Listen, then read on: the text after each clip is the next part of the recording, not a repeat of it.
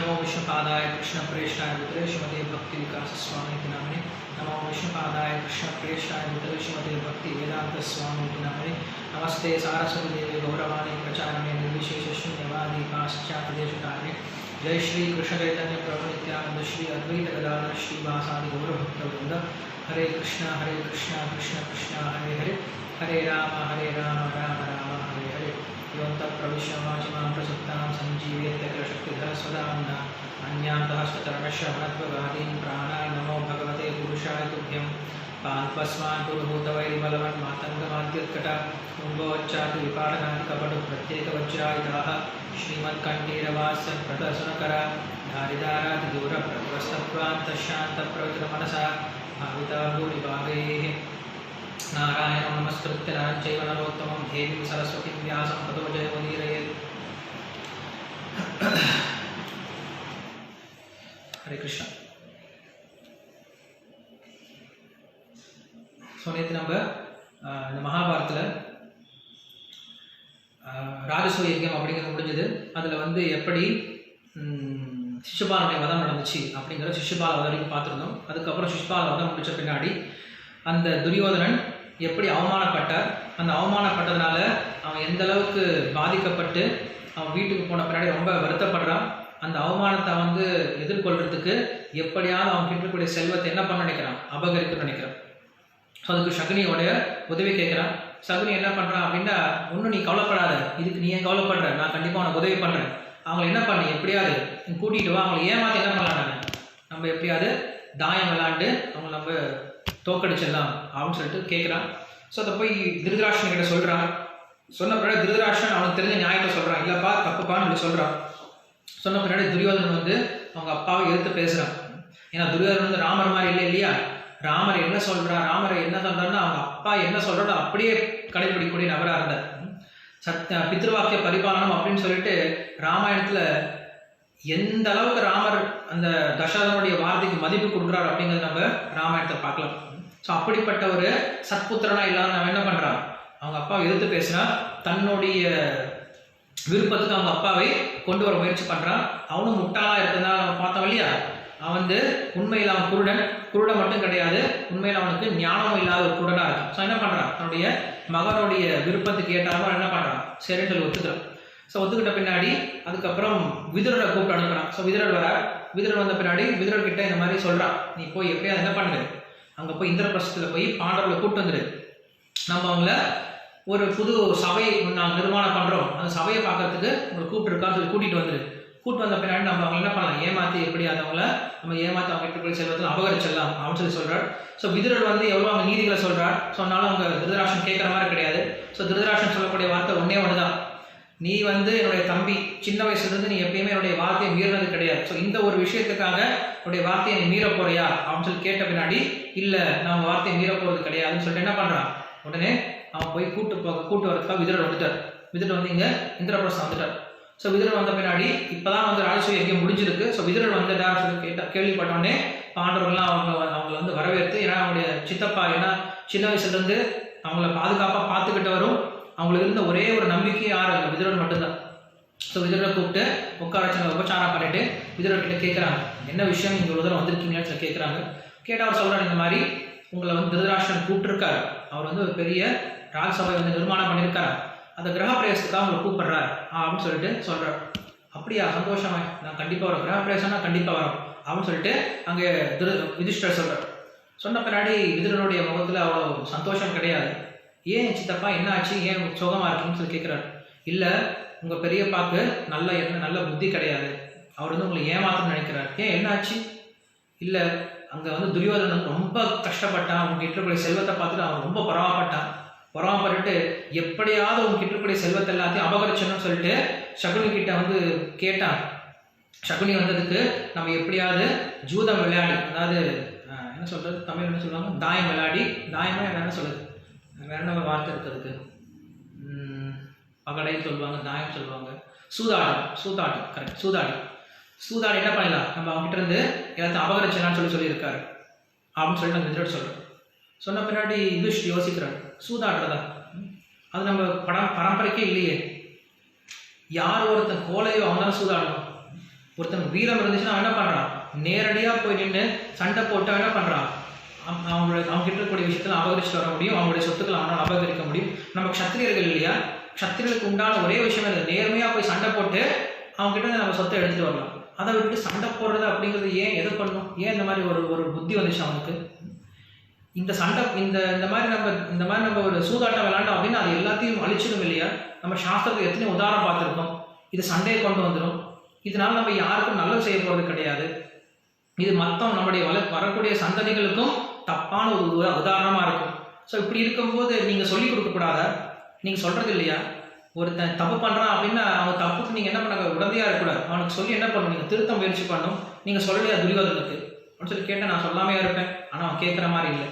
நம்ம சொல்கிறவங்க கேட்குற மாதிரி தானே அவன் சொல்ல, அவன் கேட்கக்கூடாதுன்னு முடிவோடு இருக்கும். நம்ம என்ன சொல்ல முடியும்ப்பா அப்படின்னு சொல்லி சொன்ன பின்னாடி நான் இந்த மாதிரி, அப்புறம் ஏன் வந்தீங்க, அவன் சொல்கிறத கேட்கல, உங்களுக்கு தெரியும் அநியாயம் சொல்லி தெரியும், அப்புறம் ஏன் நீங்கள் வந்தீங்க, என்கிட்ட சொல்கிறது வந்தீங்க அப்படின்னு சொல்லிட்டு அங்கே விதுரர்கிட்ட யுதிஷ்டர் கேட்குறாரு. அப்போ விதுரர் சொல்கிறார், என்னுடைய அண்ணன் திருதராஷ்டிரன் கூப்பிட்டார். அவர் கூப்பிட்டு சொன்னார், ஸோ எங்கள் அண்ணனுடைய வார்த்தையை நான் இது வரைக்கும் மீறினது கிடையாது என்னுடைய வாழ்க்கையில். எங்கள் அண்ணன் என்ன சொன்னாலும் நான் செஞ்சிருவேன், அதுதான் என்னுடைய தர்மம். அதனால் நான் என்ன சொல்கிறேன், ஆஹா நீங்கள் எப்படி உங்களுடைய அண்ணனுடைய வார்த்தையை மீற மாட்டீங்களோ, நீங்கள் எப்படி பெரியவர்களுடைய வார்த்தையை மீற மாட்டீங்களோ அதே போல் நானும் மீறாமல் இருக்கணும். ஸோ நான் கண்டிப்பாக வரேன்.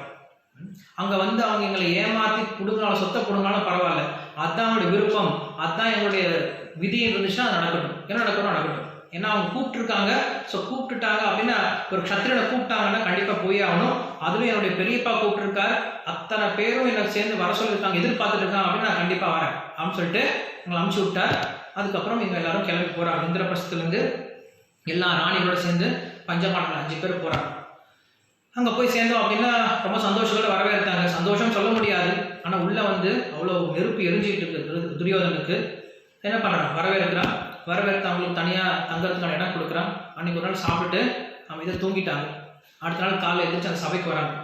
சபைக்கு வந்துட்டாங்க அப்படின்னா அவங்க சகுனி தாராளமாக என்ன பண்ணிட்டு இருக்காங்க, ஆல்ரெடி விளையாண்டுட்டு இருக்காங்க, அந்த சூதாட்டம் விளையாண்டுட்டு இருக்காங்க. யுதிஷ்டர் பார்த்துட்டு தூரமாக உட்காந்துட்டு இருக்காரு. ஸோ சகுனி கூப்பிட்றான், தர்மராஜா வா, யுதிஷ்டர் வா, கொஞ்ச நேரம் விளையாடலாம் அப்படின்னு சொல்லி கூப்பிட்றான். இல்லை எங்களுக்கு பழக்கம் கிடையாது, எங்கள் பரம்பரையில் யாருக்கும் இந்த பழக்கம் கிடையாது, இது நல்லதும் கிடையாது, இது ஒரு க்ஷத்திரியன் செய்யக்கூடிய வேலையும் கிடையாது, இது மகா பாவகரமான வேலை, மகா மோசமான வேலை, இதனால் நிறைய குடும்பங்கள் அழிஞ்சிருக்கு தவிர எந்த குடும்பம் உருப்பட்டதாக கிடையாது, நான் இந்த விளையாட்டுக்கு வரமாட்டேன் அப்படின்னு சொல்கிறேன். என்ன நீ பேசுகிற, சூதாட்டம் சொல்லி பேசுகிறேன், சூதாட்டம் எங்கே தான் இல்லை, சூதாட்டம் எல்லா இடத்துலையும் தான் இருக்குது, சூதாட்டம் இல்லாத என்ன எங்கே இருக்குது? நீ பார்த்தனா இன்னைக்கு போருக்கு போகிறோம், எப்படி போகிறான், யார் ஒருத்தன் பலம் அதிகமாக இருக்கணும் என்ன பண்ணுறான், பலம் கம்மியாக இருக்கணும்னு அடிக்கிறான், யார் ஒருத்தன் புத்திசாலியாக இருக்கணும் என்ன பண்ணுறான், புத்தி இல்லாமல் தோற்கடிக்கிறான் ஒரு சதஸில், ஒரு ஆர்குமெண்ட்டில். ஸோ அப்படி எங்கே பார்த்தா என்ன பண்ணுறாங்க, அவங்களுடைய திறமையை உபயோகப்படுத்தி என்ன பண்ணுறாங்க, இன்னொருத்தர் தோற்கடிக்கிறாங்க. ஸோ அதே போல் எனக்கு திறமை இங்கே இருக்குது, என்னுடைய திறமை சூதாட்டத்தில் இருக்குது. ஸோ உன்னுடைய திறமையை காட்டேன், இதில் இது ஒரு போட்டியை எடுத்துக்கவேன், இதே நீ தப்பாக எடுத்துக்கிறேன், இதே நீ பாவமாக எடுத்துக்கிறேன் அப்படின்னு சொல்லிட்டு அங்கே சொல்கிறாள். சொன்ன பின்னாடி அவர் சுற்றி பார்க்குறாரு, எல்லாரும் அதான் எதிர்பார்க்குறாங்க. ஸோ யுதிஷ்டிரர் எப்பயும் அந்த மாதிரி காரியத்தை பண்ண மாட்டார், ஆனால் இப்போ ஒத்துக்கிட்டார், தெய்வ சங்கல்பம் ஒத்துக்கிட்டார், நான் சூதாட வரேன், ஏன்னா இதுதான் நான் கூப்பிட்டுருக்காங்க, எல்லாம் எங்கள் பெரியப்பாவும் இதை எதிர்பார்க்குறாரு அப்படின்னா நான் கண்டிப்பாக வரேன், சூதாட வரேன் அப்படின்னு சொல்லிட்டு உட்காந்துட்டார். ஸோ உட்காந்துட்டார் அப்படின்னா சூதாடலாம் சும்மா விளாட முடியாது, ஏதாவது தாயம், ஏதாவது ஒரு பந்தயம் வச்சு தான் விளாட முடியும். ஸோ பந்தயம் என்ன அப்படின்னு சொல்லி கேட்குறாரு, யார் விளாட போகிறாங்கன்னு சொல்லி கேட்குறாரு. யார் விளாட போகிறான்னு சொல்லி கேட்ட உடனே அங்கே துரியோதனன் சொல்கிறான், எனக்கு பதிலாக எங்கள் மாமா விளையாடுவார், சகுனி விளையாடுவார், என்னுடைய முழு செல்வத்தையும் என்னுடைய முழு ராஜாங்கத்தையும் நான் கொடுக்குறேன், எனக்கு பதிலாக எனக்கு சகுனி விளையாடுவார் அப்படின்னு சொல்லி சொல்கிறான். சொன்ன பின்னாடி தர்மராஜ் சொல்கிறார், இது நியாயம் கிடையாது, ஒருத்தனுக்காக இன்னொருத்தர் விளையாட முடியாது, அப்படி எப்படி விளையாட முடியும், சூதாட்டமே ஒரு நியாயம் இல்லாத ஒரு விளையாட்டு, அப்படி இருக்கும்போது நான் இதில் இன்னும் நியாய தர்மத்தில் எதிர்பார்க்க முடியாது, அப்படி ஆகட்டும், சரி விளையாடலாம் அப்படின்னு சொல்லி சொல்லிட்டேன். சொன்ன பின்னாடி உன்னுடைய பந்தயம் என்னன்னு சொல்லி கேட்குறேன். அப்போ சொல்கிறார், யுதிஷ்டர் சொல்கிறார், என் கிட்ட இருக்கக்கூடிய யானை படையை நான் முதல்ல வைக்கிறேன். 9 லட்சம் யானைகள் இருக்கான், 9 லட்சம் யானைகள். அந்த யானையோட தங்கத்தில் வெள்ளியினால் ஆன கவர்களாக இருக்குமா, மேலே நல்ல பட்டு துணியெல்லாம் போட்டு மூடி இருப்பாங்க, அந்த யானை பாகன் இருப்பாங்க. ஸோ அத்தனை யானை பாகனோட அந்த யானைகளோட அதோட தங்கத்தினோட அந்த தங்கத்தில் இருக்கக்கூடிய சில்வர் கப்போடு நான் இதை வச்சு விளையாடுறேன். 9 லட்சம் யானைகள் வச்சு விளையாடுன்னு சொல்லிட்டேன். என்ன பண்ணுறா சகுனி, முதல்ல போட்டால் ஜெயதா அப்படின்னு சொல்லிட்டான். நான் வெற்றி பெற்றேன், நான் வென்றுட்டேன் அப்படின்னு சொல்லிட்டான். வாங்கிட்டான். சரி, அடுத்தது என்ன தாயம் வச்சு விளையாட போகிறேன் அப்படின்னு சொல்லி கேட்கும்பொழுது எனக்கு இருக்கக்கூடிய அடுத்தது இப்படி குதிரைப்படை. குதிரை அப்படின்னா பல்வேறு நாடுகளும் வர வச்ச குதிரை இருக்குமா அவங்ககிட்ட. ஒவ்வொரு குதிரையும் மின்னல் மாதிரி ரொம்ப வேகமாக பறக்கக்கூடிய குதிரைகள் இருக்கான். ஸோ அப்படி எத்தனை குதிரைகளா? 12 லட்சம் குதிரைகள் இருக்கான். ஸோ என்னுடைய குதிரைப்படை 12 லட்சம் குதிரைப்படைகளையும் வச்சு விளையாடுறேன் அப்படின்னு சொல்கிறான். வச்சுட்டான். 12 லட்சம் குதிரைகள். ஜெயதா வெற்றி பெற்றுட்டேன் அப்படின்னு சொல்லிட்டேன். சகுனி வெற்றி பெற்றுட்டேன். இப்போ என்ன அப்படின்னு கேட்குறேன். என்கிட்ட குதிரைப்படை போயிடுச்சு. சரி, அடுத்த என்ன பண்ண போகிறேன்? என்கிட்ட இருக்கக்கூடிய தேர்ப்படை. என்கிட்ட அவ்வளோ தேர்களாக இருக்குது. வெறும் தேர்களாகவே நிறைய பெரிய பெரிய மகாராஜர்கள்லாம் இருக்காங்க. அந்த தேர்களை வச்சு நான் விளையாடுறேன் அப்படின்னு சொல்லிட்டு அவனோட தேர்ப்படையை வைக்கிறான். தேர்ப்படையை வெற்றி பெற்றேன். எல்லாம் போயிடுச்சு. இப்போ அவங்ககிட்ட இருக்கக்கூடிய சைனம் மூணு வகையான முக்கியமான அந்த ஆர்மி சொல்லக்கூடிய 3 வகையான சைனிகள் போயிட்டாங்க. இன்னும் இருக்கிறது ஒன்னே காலாட்படை மட்டும்தான் இருக்கு. காலாட்படை வச்சு தோத்துட்டோம். இப்போ அவங்க கிட்ட இருக்கக்கூடிய சதுரங்க சைன்யமும் போயிடுச்சு. 4 வகையான சைன்யங்கள் இருக்கும்.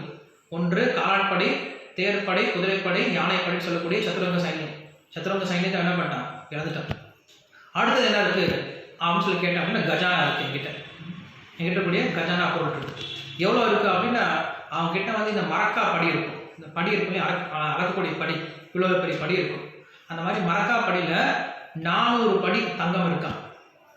அதாவது தங்க பிஸ்கட் மாதிரி 400 படி இருக்குமா. அது மட்டும் இல்லாமல் தங்க காசாக இருக்கக்கூடிய 900 படி இருக்கான்.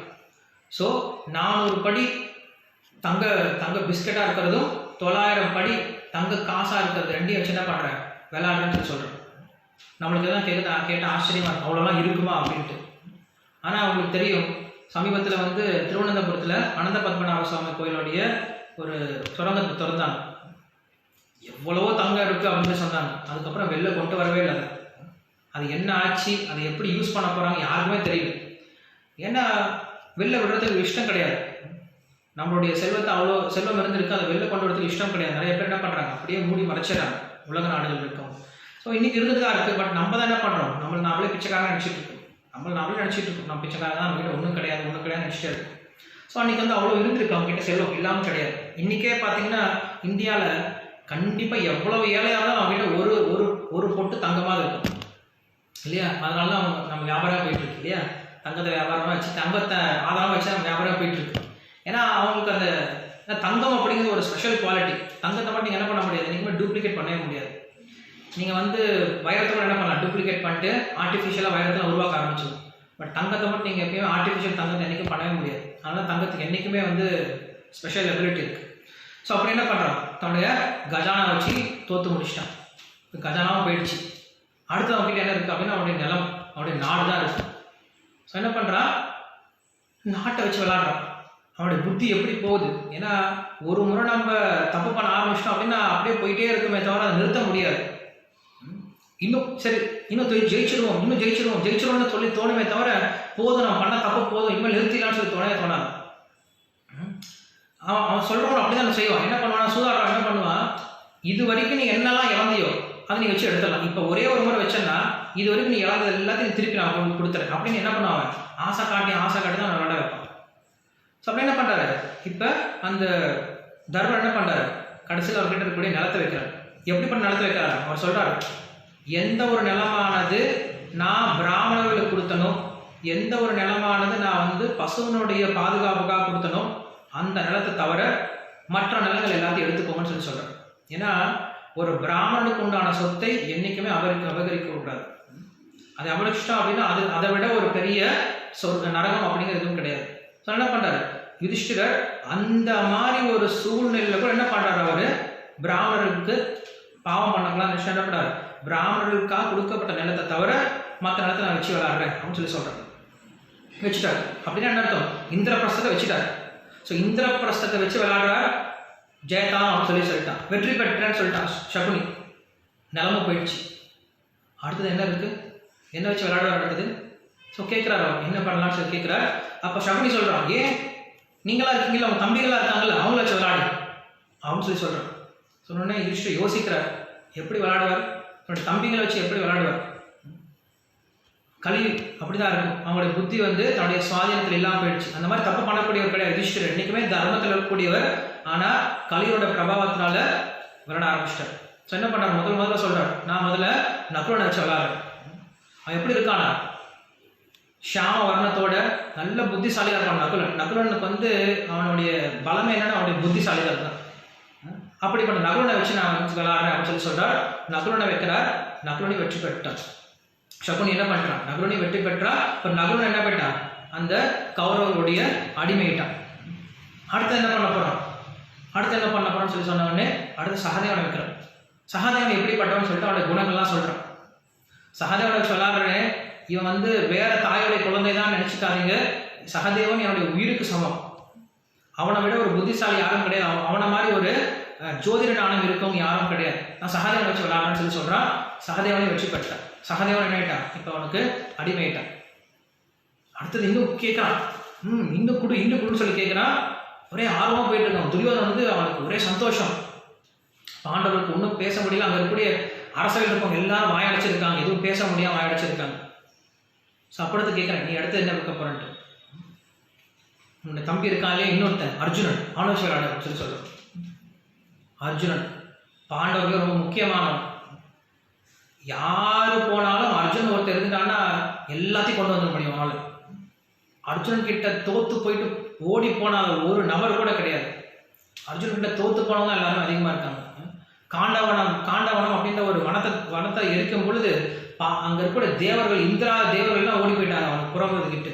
அதே போல திரௌபதியை கல்யாணம் பண்ணிக்கணும்னு நினைக்கும் பொழுது கர்ணன் வந்தா, இந்த துரியோதனன் வந்தா, இவங்கெல்லாம் வரும்போது இவங்களுக்கு துரத்து விட்டான். ஓட முதுவெல்லாம் தொடச்சிட்டு ஓடினாங்க அவங்கெல்லாம்.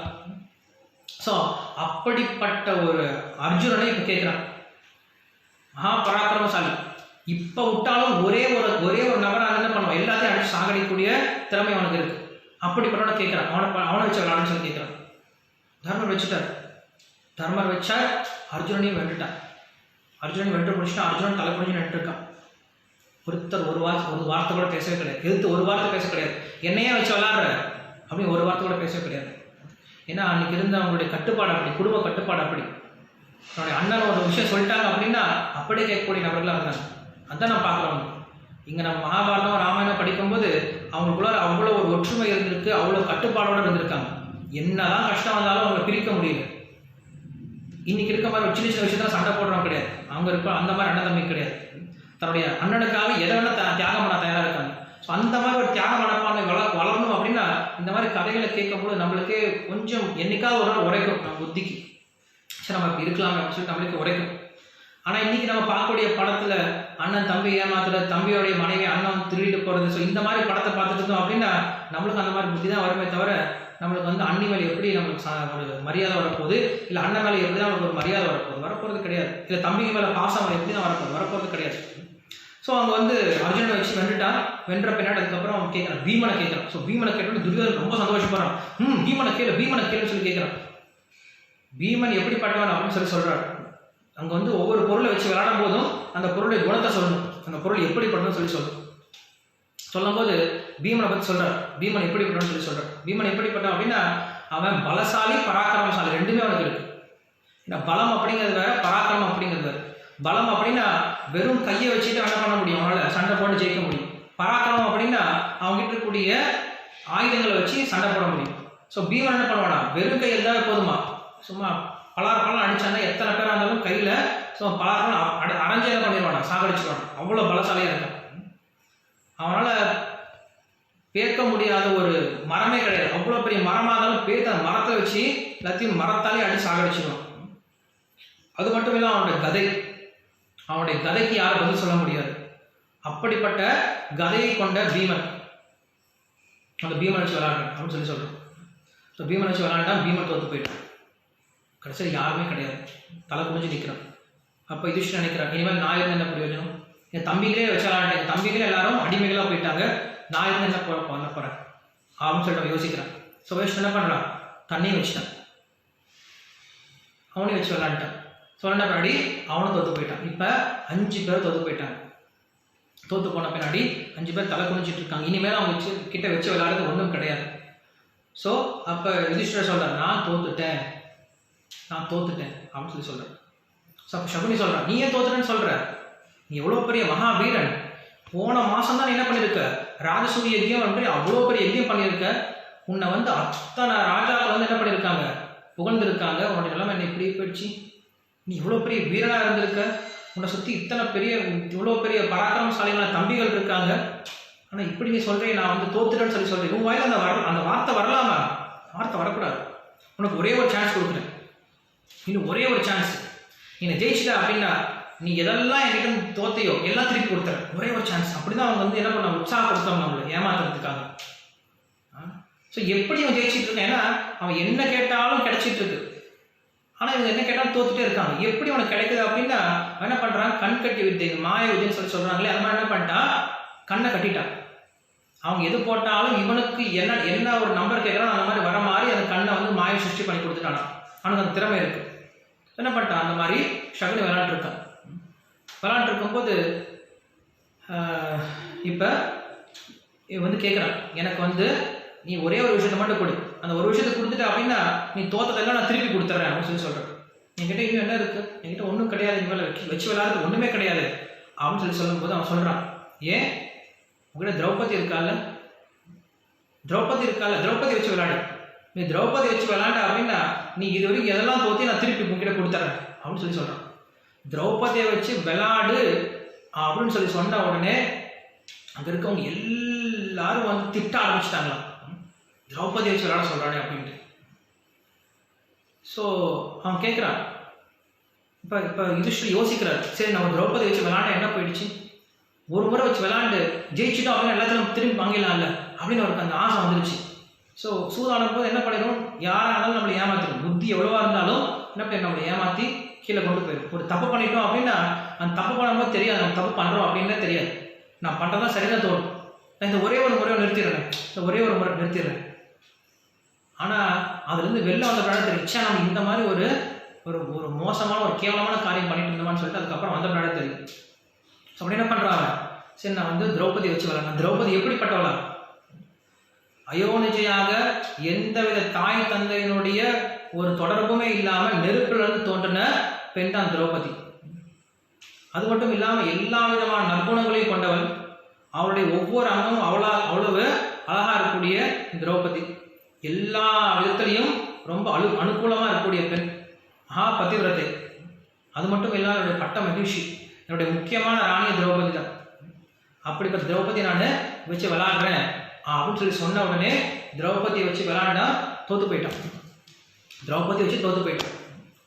எப்போ திரௌபதி தோத்து போயிட்டா அப்படின்னு சொல்லி கேள்விப்பட்டாங்களோ அப்போ அங்கே இருக்கக்கூடிய மக்கள் எல்லாருமே பீஷ்மரை துரோணரை பார்த்து தூண் துப்ப ஆரம்பிச்சிட்டாங்க, எல்லாருமே எச்சு துப்ப ஆரம்பிச்சிட்டாங்க அவங்க முகத்திலேயே. இப்படி ஒரு ராஜசபை இருக்குமா, இப்படி அநியாயம் பண்ணக்கூடிய இருப்பாங்களா, இது ஒரு ராஜசபையா, இவங்கெல்லாம் பெரியவங்களா, இவங்களுக்கு நியாயமே தெரியலையே. ஸோ அப்படி சொல்லும்போது பீஷ்மர் துரோணர் 2 பேரும் தலையை குமிஞ்சிட்டாங்க, அவங்களால எதுவும் பேச முடியல. அவங்க உடம்பெல்லாம் வந்து எரிய ஆரம்பிச்சிருச்சு, மயக்கம் வர ஆரம்பிச்சிருச்சு. விதுரருக்கு வந்து மண்டையை உடையிற மாதிரி ஆயிடுச்சு. அவர் தலையை கீழே தொங்க போட்டு உட்காந்துட்டு இருக்காரு, என்ன பண்றதுன்னு தெரியாம உட்காந்துட்டு இருக்காரு. அங்க கொஞ்சம் தர்மம் தெரிஞ்ச ராஜாக்கள் அழுக ஆரம்பிச்சிட்டாங்க. அங்க இருக்கக்கூடிய அத்தனை மக்கள் வந்து கத்த ஆரம்பிச்சிட்டாங்க, இது நியாயம் கிடையாது, அநியாயம் சொல்லிட்டு எல்லாரும் காரி துப்ப ஆரம்பிச்சிட்டாங்க. ஆனா இதெல்லாம் கேட்டிருக்கும் போது அங்க பீமனுக்கு வந்து கோவம் வருது, எந்திரிச்சு ஏதாவது பண்ணலாம் நினைக்கிறேன். ஆனா அர்ஜுனன் பக்கத்துல இருந்துட்டு எதுவும் பேசாதான்னு சொல்லிட்டு உட்கார வச்சுட்டே இருக்கான். அப்ப மட்டும் இவ்வளவு பேர் இதை பண்ணிட்டு இருக்காங்க, இத்தனை பேர் இவ்வளவு பண்ணிட்டு இருக்கும்போது திருதராஷ்டிரனை பார்க்கறான். திருதராஷ்டிரன் என்ன பண்றான் அப்படின்ட்டு கண்ணு தெரியாது. திருதராஷ்டிரன் என்ன பண்ணானா, இப்ப என்ன ஆயிட்டு இருக்கு, இப்ப யார் ஜெயிச்சாங்க, இப்ப யாரை வச்சு விளையாடுறான், இப்ப யார் ஜெயிச்சுட்டு இருக்காங்கன்னு சொல்லிட்டு கேட்டுட்டே இருக்கான். அவனுக்கு அதுல ஒரு ஆனந்தம், தன்னுடைய தம்பி பசங்க அவ்வளவு தோத்து போயிட்டு பிச்சைக்காரங்களா இருக்கிறாங்கன்னு சொல்லி கேட்க அவனுக்கு அவ்வளோ ஒரு ஆசையா இருக்கும். நம்மளுக்கு பொதுவாக வந்து உள்ளார பொறாமை இருக்கலாம், பேராசை இருக்கலாம். ஆனால் வெளில பார்க்கும்போது என்ன பண்ணுவோம், வெளில காட்டிக்க மாட்டோம். வெரி குட், நல்லா இருப்பா அப்படின்னு சொல்லிட்டு அது அட்லீஸ்ட் வெளியாவது காட்டிக்கூடாது. நமக்குள்ள உள்ள இருக்கக்கூடிய பேராசை என்ன பண்ணக்கூடாது, வெளில அசிங்கமாக காட்டிக்கூடாது. ஆனால் பண்ணுறாங்க திருதராஷ்டிரன், அதை கூட மறைச்சிக்க முடியாம வெளிப்படையாகவே காட்டுறாங்க. அவனுடைய பேராசையை அசிங்கமாக வெளியே காட்டிக்கிறான். அவங்க தோக்கையுடைய முகத்தில் அவ்வளோ சிரிப்பு இருக்கா, அவ்வளோ சந்தோஷம் இருக்கா. அப்படிப்பட்ட ஒரு மகா முட்டாள வெளிப்படையே சொல்றான், ரொம்ப சந்தோஷம். அவங்க தோற்கணும், இன்னும் தோற்கணும், இன்னும் தோக்கடிக்கணும்னு சொல்லிட்டு சந்தோஷமாக கேட்டுருக்காங்க. கேட்டுருக்கும்போது துரியோதனன் சபாஷ் அப்படின்னு சொல்லிட்டு துரியோதனன் சபாஷ் சொல்லிட்டு எல்லாரும் கௌரவர்கள் எல்லாமே கைத்தடி சிரிக்கிறாங்க. பாண்டவர்கள் எல்லாமே செத்த பணம் மாதிரி பொம்மை மாதிரி என்ன இருக்காங்க, எல்லாம் தலை குஞ்சு நட்டுருக்காங்க. அவங்களால என்ன பண்ணுறதுன்னு தெரியாமல் அப்படி உட்காந்துருக்காங்க. அவர் சொல்லும் பொழுது துரியோதனன் சொல்கிறானா, துரியோதனனுக்கு ஒரு தாசி புத்திரன் இருக்கான், அவனுக்கு பிறந்த ஒரு தாசி புத்திரன் இருக்கான். அவனை கூப்பிட்டு சொல்கிறான், நீ போய் திரௌபதியை போய் கூட்டிகிட்டு வா. இனிமேல் திரௌபதி வந்து என்னுடைய தாசி, அவன் இனிமேல் என்னுடைய அந்தப்புறத்தில் இருக்கணும், என்னுடைய தாசியோட சேர்ந்துருக்கணும், எனக்கு தான் என்னோட சேவை பண்ணணும். போய் நீ போய் திரௌபதி இழுத்துட்டு வா அப்படின்னு சொல்லி சொல்கிறான். எந்த ஒரு மகாராணியை இத்தனை வருஷம் உலகமே புகழ்ந்துட்டு இருந்துச்சோ அந்த மகாராணியை போய் நீ இழுத்துட்டு வான்னு சொல்லி சொன்ன பின்னாடி அவனால் முடியுமா, அவனுக்கு அந்த தைரியம் வருமா? தைரியம் வரல. அவன் போகாம பயந்துட்டு இருக்கான். பயந்துட்டு போய் ஒளிஞ்சிக்கிட்டான். ஏன்னா அவனுக்கு பயம், எங்கே போய் நான் திரௌபதி தொட்டான்னா பீமன் என்னை சும்மா விட மாட்டான், யார் சும்மா இருந்தாலும் பீமன் என்னை விட மாட்டான்னு சொல்லிட்டு அவனுக்கு தெரியும். என்ன பண்ணுறான், அவன் போய் ஒளிஞ்சிக்கிட்டான், பீமன் ஏதாவது பண்ணிடுவான்னு சொல்லிட்டு. அவனுக்கும் முடியாது. ஸோ அப்படி இருக்கும்போது துரியோதனன் பார்க்குறான். துரியோதனன் பார்த்து என்ன சொல்கிறான், அவனுடைய சிசுபாலன் சாரி யார்கிட்ட சொல்கிறான், துஷாசனன் கிட்ட சொல்கிறான். துஷாசனமாக சொல்கிறான், உனக்கு என்னடா பயம் இருக்குது, நீ போய் அவளை கூட்டிகிட்டு வா, நீ போய் திரௌபதி என்ன பண்ண கூட்டிகிட்டு வா அப்படின்னு சொல்லி சொல்கிறான். சொன்ன பின்னாடி அந்த இடத்துல விதுரர் எந்திரிக்கிறார். விதுரர் இத்தனை நாளாக வந்து இவ்வளோ நேரமாக பொறுத்துட்டு இருந்தார். விதுரர் எந்திரிக்கிறார். எந்திரிச்சு சொல்கிறார், அவருக்கு தெரிஞ்ச நியாயத்தை சொல்கிறார். என்ன சொல்கிறார், இந்த மாதிரி நீங்கள் பேசுறது, இந்த மாதிரி நீங்கள் செய்யக்கூடிய இந்த கடைசி வச்சு விளையாடுறது செல்லாது, திரௌபதியை வென்றது அவங்க செல்லாது. காரணம் என்ன அப்படின்னா, திரௌபதியை வச்சு விளையாடுறதுக்கு முன்னாடியே யுதிஷ்டிரர் தோற்று போயிட்டார். ஸோ யுதிஷ்டிரர் தோற்று போயிட்டார் அப்படின்னா அவர் என்ன பண்ண முடியாது, அதுக்கப்புறம் அவரே தோற்று போயிட்டார், அவரே அடிமையிட்டார். அப்புறம் அவருக்கு சொந்தமான பொருள் வச்சு விளையாட முடியாது. ஸோ அவருக்கு சொந்தமான பொருள் என்ன, அவரே அடிமையிட்டார். அவர் அடிமையிட்டாருன்னா அவருக்கு சொந்தமான பொருள் அவர்கிட்ட விடுதலை போயிடுச்சுன்னு அர்த்தம். ஸோ அப்போ என்ன பண்ண முடியாது, அவர் திரௌபதி வச்சு விளையாட முடியாது. திரௌபதி வந்து அவளுக்கு சொந்தமான பொருளே கிடையாது. ஸோ திரௌபதியை வென்றதை இங்கே செல்லாது அப்படின்னு சொல்லி விதுரர் சொல்கிறார். யார் கேட்க போகிறா விதுரோடைய பேச்சு? விதுரோடைய பேச்சு அவன் கேட்குற மாதிரி கிடையாது. என்ன பண்ணுறான் துரியோதனன், துஷாசனன் கிட்ட சொல்கிறான், நீ பயப்படாதா, நீ போய் கூட்டிகிட்டு வாடா, அந்த திரௌபதியை போய் இழுத்துட்டு வா அப்படின்னு சொல்லி சொல்கிறான். ஏன்னா அவன் நம்மளாம் இப்போ அவன் நம்மளுடைய தாசிடா, போய் கூட்டிகிட்டு வான்னு சொல்லி சொல்கிறான். ஸோ என்ன பண்ணுறான் துஷாசனன், அங்கே போகிறான், அந்தப்புறத்துக்கு போகிறான். ரொம்ப தூரத்தில் அவங்க தங்கிட்டு இருக்காங்க, அந்தப்புறத்துக்கு போகிறான். போன பின்னாடி உள்ளே போய் பார்க்குறான், திரௌபதி அங்கே உள்ளே இருக்கா. ஸோ இத்தனை நாள் என்ன பண்ணுவான், போய் அண்ணின்னு சொல்லி போய் கூப்பிடுவோம். நேற்று வரைக்கும் அண்ணி தான் சொல்லி கூப்பிட்டு இருந்தான். அவனுடைய மனைவி இல்லையா, அவனுடைய அம்மாவுக்கு சாவா என்ன பண்ணுறான், அண்ணின்னு சொல்லி கூப்பிட்டு பார்த்துட்டு இருந்தான். இப்போ என்ன குடும்ப பிரச்சனை, குடும்ப சண்டையில் அண்ணி அப்படிங்கிறது மறந்து போச்சான். போய் நிற்கிறான். இங்கேருந்து கோவமாக தான் போனான். திரௌபதியை பிடிச்சி இழுத்துட்டு வந்தாலும் சொல்லி தான் போனான். அந்த திரௌபதியை பார்த்தோன்னே, அவருடைய அந்த தேஜஸ் பார்த்தோன்னே நின்றுட்டான். அப்படியே நின்றுட்டான், பயந்து போய் நின்றுட்டான். அப்படியே ஒதுங்கி நிற்கிறான், பயந்து திருட மாதிரி பார்க்குறான். இப்போ பக்கத்தில் நின்று மாதிரி உங்களை அரசவை கூப்பிட்றாங்க, உங்களை ராஜ்சபை கூப்பிட்றாங்க அப்படின்னு சொல்லி சொல்கிறான். ராஜ்சபை கூப்பிட்றாங்க, யார் கூப்பிட்றா, கூப்பிட்றே போகிற மாதிரி அவன் பெண் கிடையாது. என்ன பண்ணுறா, கேட்குறான், யார் கூப்பிட்றாங்க, என்ன இல்லை யுதிஷ்டிரர் தான் கூப்பிட்றாரு. யுதிஷ்டிரர் கூப்பிட மாட்டார். யுதிஷ்டிரர் என்னை எப்பயுமே ராஜாவை கூப்பிட மாட்டார். ஏன்னா அந்த காலத்தில் ராணிகளை வந்து கல்யாணத்தப்போ மட்டும்தான் பார்க்க முடியும். அவங்களுக்கு திருமணம் நடக்கும்போது மட்டும்தான் அந்த ராணிகளை எல்லாரும் பார்க்க முடியும். அதுக்கப்புறம் அந்த ராணிகளை எப்பயுமே யாரும் வெளில பார்க்கவே முடியாது. அப்படி வந்து பாதுகாப்போடு இருப்பாங்க, எப்பயும் உள்ளே இருப்பாங்க. வெளில போனால் ஒரு பல்லக்கள் தான் போயிட்டு வருவாங்க தவிர சாதாரண மனிதர்களால் அவ்வளோ சீக்கிரமாக வந்து ராணிகளை பார்த்துட முடியாது. அப்படி பாதுகாப்பாக வச்சுருப்பாங்க. ஸோ அப்படி இருக்கும்போது யுதிஷ்டிரனை கூப்பிட மாட்டார். அதுவும் அந்த அரசவையில் அத்தனை ஆண்கள் இருக்கும் பொழுது, பீஷ்மர் துரோணர் போன்ற பெரியவங்களாம் இருக்கும் பொழுது என்னை கூப்பிட மாட்டாங்க. அது மட்டும் இல்லாமல் அப்போ திரௌபதி வந்து வீட்டிலேருந்து விலகி இருக்கக்கூடிய நாள், 3 நாள் விலகி இருக்கக்கூடிய நாள். ஸோ இந்த மாதிரி சமயத்தில் நான் வந்து பெரியவங்க வந்து பார்க்குறது நல்லதும் கிடையாது. அந்த மாதிரி சமயத்தில் அவங்க ரெஸ்ட்டில் இருக்காங்க. ஸோ வீட்டில் வந்து ஓய்வில் இருக்காங்க. முடியெல்லாம் விரித்து வச்சுட்டு எந்த வித ஜடையும் போடாமல் அவருடைய உடம்புல ஒரே ஒரு துணி மட்டும் சுற்றிட்டு இருக்காங்க. பொதுவாக வந்து எல்லா விதமான அலங்காரத்தோடு இருப்பாங்க. அன்றைக்கி வந்து வெறும் ஒற்றை துணி என்ன பண்ணியிருக்காங்க, உடலில் சுற்றி வச்சுட்டு இருக்காங்க. வெளில வரக்கூடாது, பெண்கள் அந்த மாதிரி சமயத்தில் வெளில வரக்கூடாது. அது வந்து சாஸ்திரபூர்வமாகவே இருக்குது. இன்றைக்கி இருக்கக்கூடிய நிலைமை வேறு. நாளைக்கு அப்படி தான் இருப்பாங்க, வெளில யாரும் வரமாட்டாங்க. வெளில ஆண்களை கூட பார்க்க கூட வரமாட்டாங்க. ஸோ அவங்க எப்பயும் ஒரு இடத்துல தான் இருப்பாங்க. அது அவங்களுக்கும் நல்லதாக. ஆக்சுவலாக அவங்களுக்கு வந்து ரெஸ்ட் அன்றைக்கி கிடைக்கக்கூடிய நாள், ஒரு 3 நாள். ஸோ அவங்க என்ன பண்ணுறாங்க, உள்ளே உட்காந்துருக்காங்க. உள்ளே உட்காந்துருக்கும் போது இவன் சொல்கிறான், இந்த மாதிரி வாங்கன்னு சொல்லி சொல்கிறான். நான் வர முடியாது, யார் சொல்கிறாங்க அப்படின்னு சொல்லிட்டு கேட்ட உடனே அவன் சொல்கிறான். அவனுக்கு கொஞ்சம் தைரியம் வந்துருச்சு. நான் தான் வான்னு சொல்கிறேன், அப்புறம் வரமாட்டேன்னு சொல்லி சொல்கிறேன், நான் தான் கூப்பிட்றாங்கன்னு சொல்லி சொல்கிறேன், அப்புறம் நீ வரமாட்டேன்ற என்ன அர்த்தம்? கிளம்பி வா அப்படின்னு சொல்லி சொல்கிறான். இப்படி கொஞ்சம் வார்த்தை மாறின உடனே அவளை யோசிச்சேன், என்னாச்சு, ஏதோ குடிச்சிட்டு வந்திருக்கானா, ஏன் இப்படி பேசுகிறான் அப்படின்னு சொல்லி நினைக்கிறாரு. நினைக்கும் போதே அவன் என்ன பண்ணுறான், தலையை பிடிச்சிட்டான், வந்து முடியை பிடிச்சிட்டான். முடியை பிடிச்சி இழுக்க ஆரம்பிச்சா திரௌபதிக்கு அப்போ தான் கொஞ்சம் நினைவு வந்துச்சு, இவன் ஏதோ தப்பு பண்ணுறான், ஏதோ நடக்குது, இங்கே ஏதோ அயோக்கியத்தில் நடக்குது, ஏதோ தப்பாக நடந்துட்டு இருக்குன்னு அப்போ தான் திரௌபதிக்கு புரியுது. புரிஞ்சுன்னா ஓடுறா, அங்கே தப்பிச்சு ஓடுறதுக்கு அந்த புறத்துக்குள்ள ஓடுறா, பின்னாடியே துரத்திட்டு ஓடுறான். ஸோ திரௌபதியினுடைய முடி ரொம்ப நீளமாக இருக்கிறனால முடியை பிடிச்சி இழுக்கிறான். திரௌபதி பிடிச்சி இழுத்துட்டான், முடியை பிடிச்சி இழுத்த உடனே அவன் சத்தம் போடுறா, கத்துனா சுற்றி இருக்கவங்களாலும் ஏன் இப்படி பண்ணுறேன்னு சொல்லி எல்லாரும் கத்துறாங்க. ஏன்னா பொதுவாக வந்து ஆம்பளைங்க வந்து எப்பயும் ஒட்டுமையாக இருப்பாங்க, பெண்கள் தான் சண்டை போட்டு என்ன பண்ணுவாங்க, வீட்டில் ஆம்பளைங்களாம் சண்டையை கொண்டு வருவாங்க, எல்லா வீட்லையும் அப்படி தான் நடக்கும். ஆனால் இங்கே என்ன பண்ணுறாங்கன்னு பார்த்தீங்கன்னா, இங்கே எல்லா பெண்களும் எல்லாரும் ஒற்றுமையாக தான் இருக்காங்க, பெண்களுக்குள்ள எந்த சண்டையும் கிடையாது. ஆம்பளைங்க சண்டை போட்டுக்கிட்டு பொம்பளைங்களை வந்து இழுத்து விட்டாங்க இந்த பிரச்சனையில். இப்போ கஷ்டப்படுற திரௌபதி பிடிச்சி அப்படி இழுக்க ஆரம்பிக்கிறாங்க. ஸோ இழுத்த ஆரம்பிச்சோன்னு எல்லாம் அங்கே இருக்கவங்களாம் சத்தம் போடுறாங்க, கும்பலால் கத்துறாங்க. ஸோ கத்துனா வந்து விட மாதிரி தெரியல. அப்புறம் என்ன பண்ணுறான், பிடிச்சி இழுத்துட்டு வர ஆரம்பிக்கிறான். ஸோ இழுத்துட்டு வர ஆரம்பிக்கும் போது அங்கே இருக்கவங்களாம் கேட்குறாங்க, ஏன்னா தெரியாதவன் இல்லையே, தெரிஞ்சவன் தானே, துஷாசன் தெரிஞ்சவன் தான். ஸோ துஷாசன் கேட்குறாங்க, என்ன ஆச்சு, ஏன் அப்படி இழுத்துட்டு போகிற, உனக்கு என்ன பிரச்சனை, ஏன் திரௌபதி இப்படி துன்பப்படுத்துற அப்படின்னு சொல்லிட்டு எல்லாரும் கத்துறாங்க. அவன் யாருக்கும் சட்டம் பண்ணுற மாதிரி தெரியல, அவன் பாட்டு இழுத்துட்டு போகிறான். ஸோ இழுத்துட்டு போகும்போது ரோட்டில் எவ்வளோ தூரம் இருக்கு அந்த அரசவை, ரோட்டில் முடியை பிடிச்சி தரன்னு இழுத்துட்டு போகிறாங்க, ஒத்த துணியை கட்டிட்டு கூட திரௌபதி. அங்கே இருக்கக்கூடிய ரோடில் போகும்போது அந்த பெண்கள்லாம் பார்க்குறாங்க, ஆஹாஹா எப்படி இப்படியே போயிடுச்சு ஒரு நாடு. இந்த நாட்டில் அண்ணனுடைய மனைவிக்கே இங்கே வந்து பாதுகாப்பு இல்லாத பட்சத்தில் நமக்கு என்ன பாதுகாப்பு கொடுக்க போகிறாங்க, இவங்க எந்த மாதிரி ராஜாவாக இருக்க போகிறாங்க.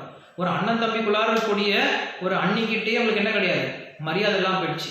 இப்படி பெண்களை நடத்தக்கூடிய ஒரு சமுதாயத்தை நம்ம இருந்துட்டு இருக்கோம். இந்த சமுதாயம் எந்த ஒரு சமுதாயமானது பெண்களை வந்து மரியாதை இல்லாமல் நடத்துதோ, எந்த ஒரு சமுதாயம் வந்து பெண்களை துன்பப்படுத்த ஆரம்பிக்குதோ, அந்த சமுதாயம் அழிஞ்சு போயிடும், அந்த சமுதாயம் வந்து நிலைச்சு இருக்காது. ஸோ கிருஷ்ணர் பகவத்கீதை சொல்வார், இந்த மகாபாரதம் போர் நடந்துச்சு அப்படின்னா நிறைய பெண்கள் வந்து விதவையாயிடுவாங்க. எப்போ பெண்கள் விதவையாயிட்டாங்களோ, எப்போ பெண்களுக்கு பாதுகாப்பு இல்லையோ, அவங்க சமுதாயம் கெட்டு போயிடும், சீரழிஞ்சிடும் சொல்லி சொல்கிறார்.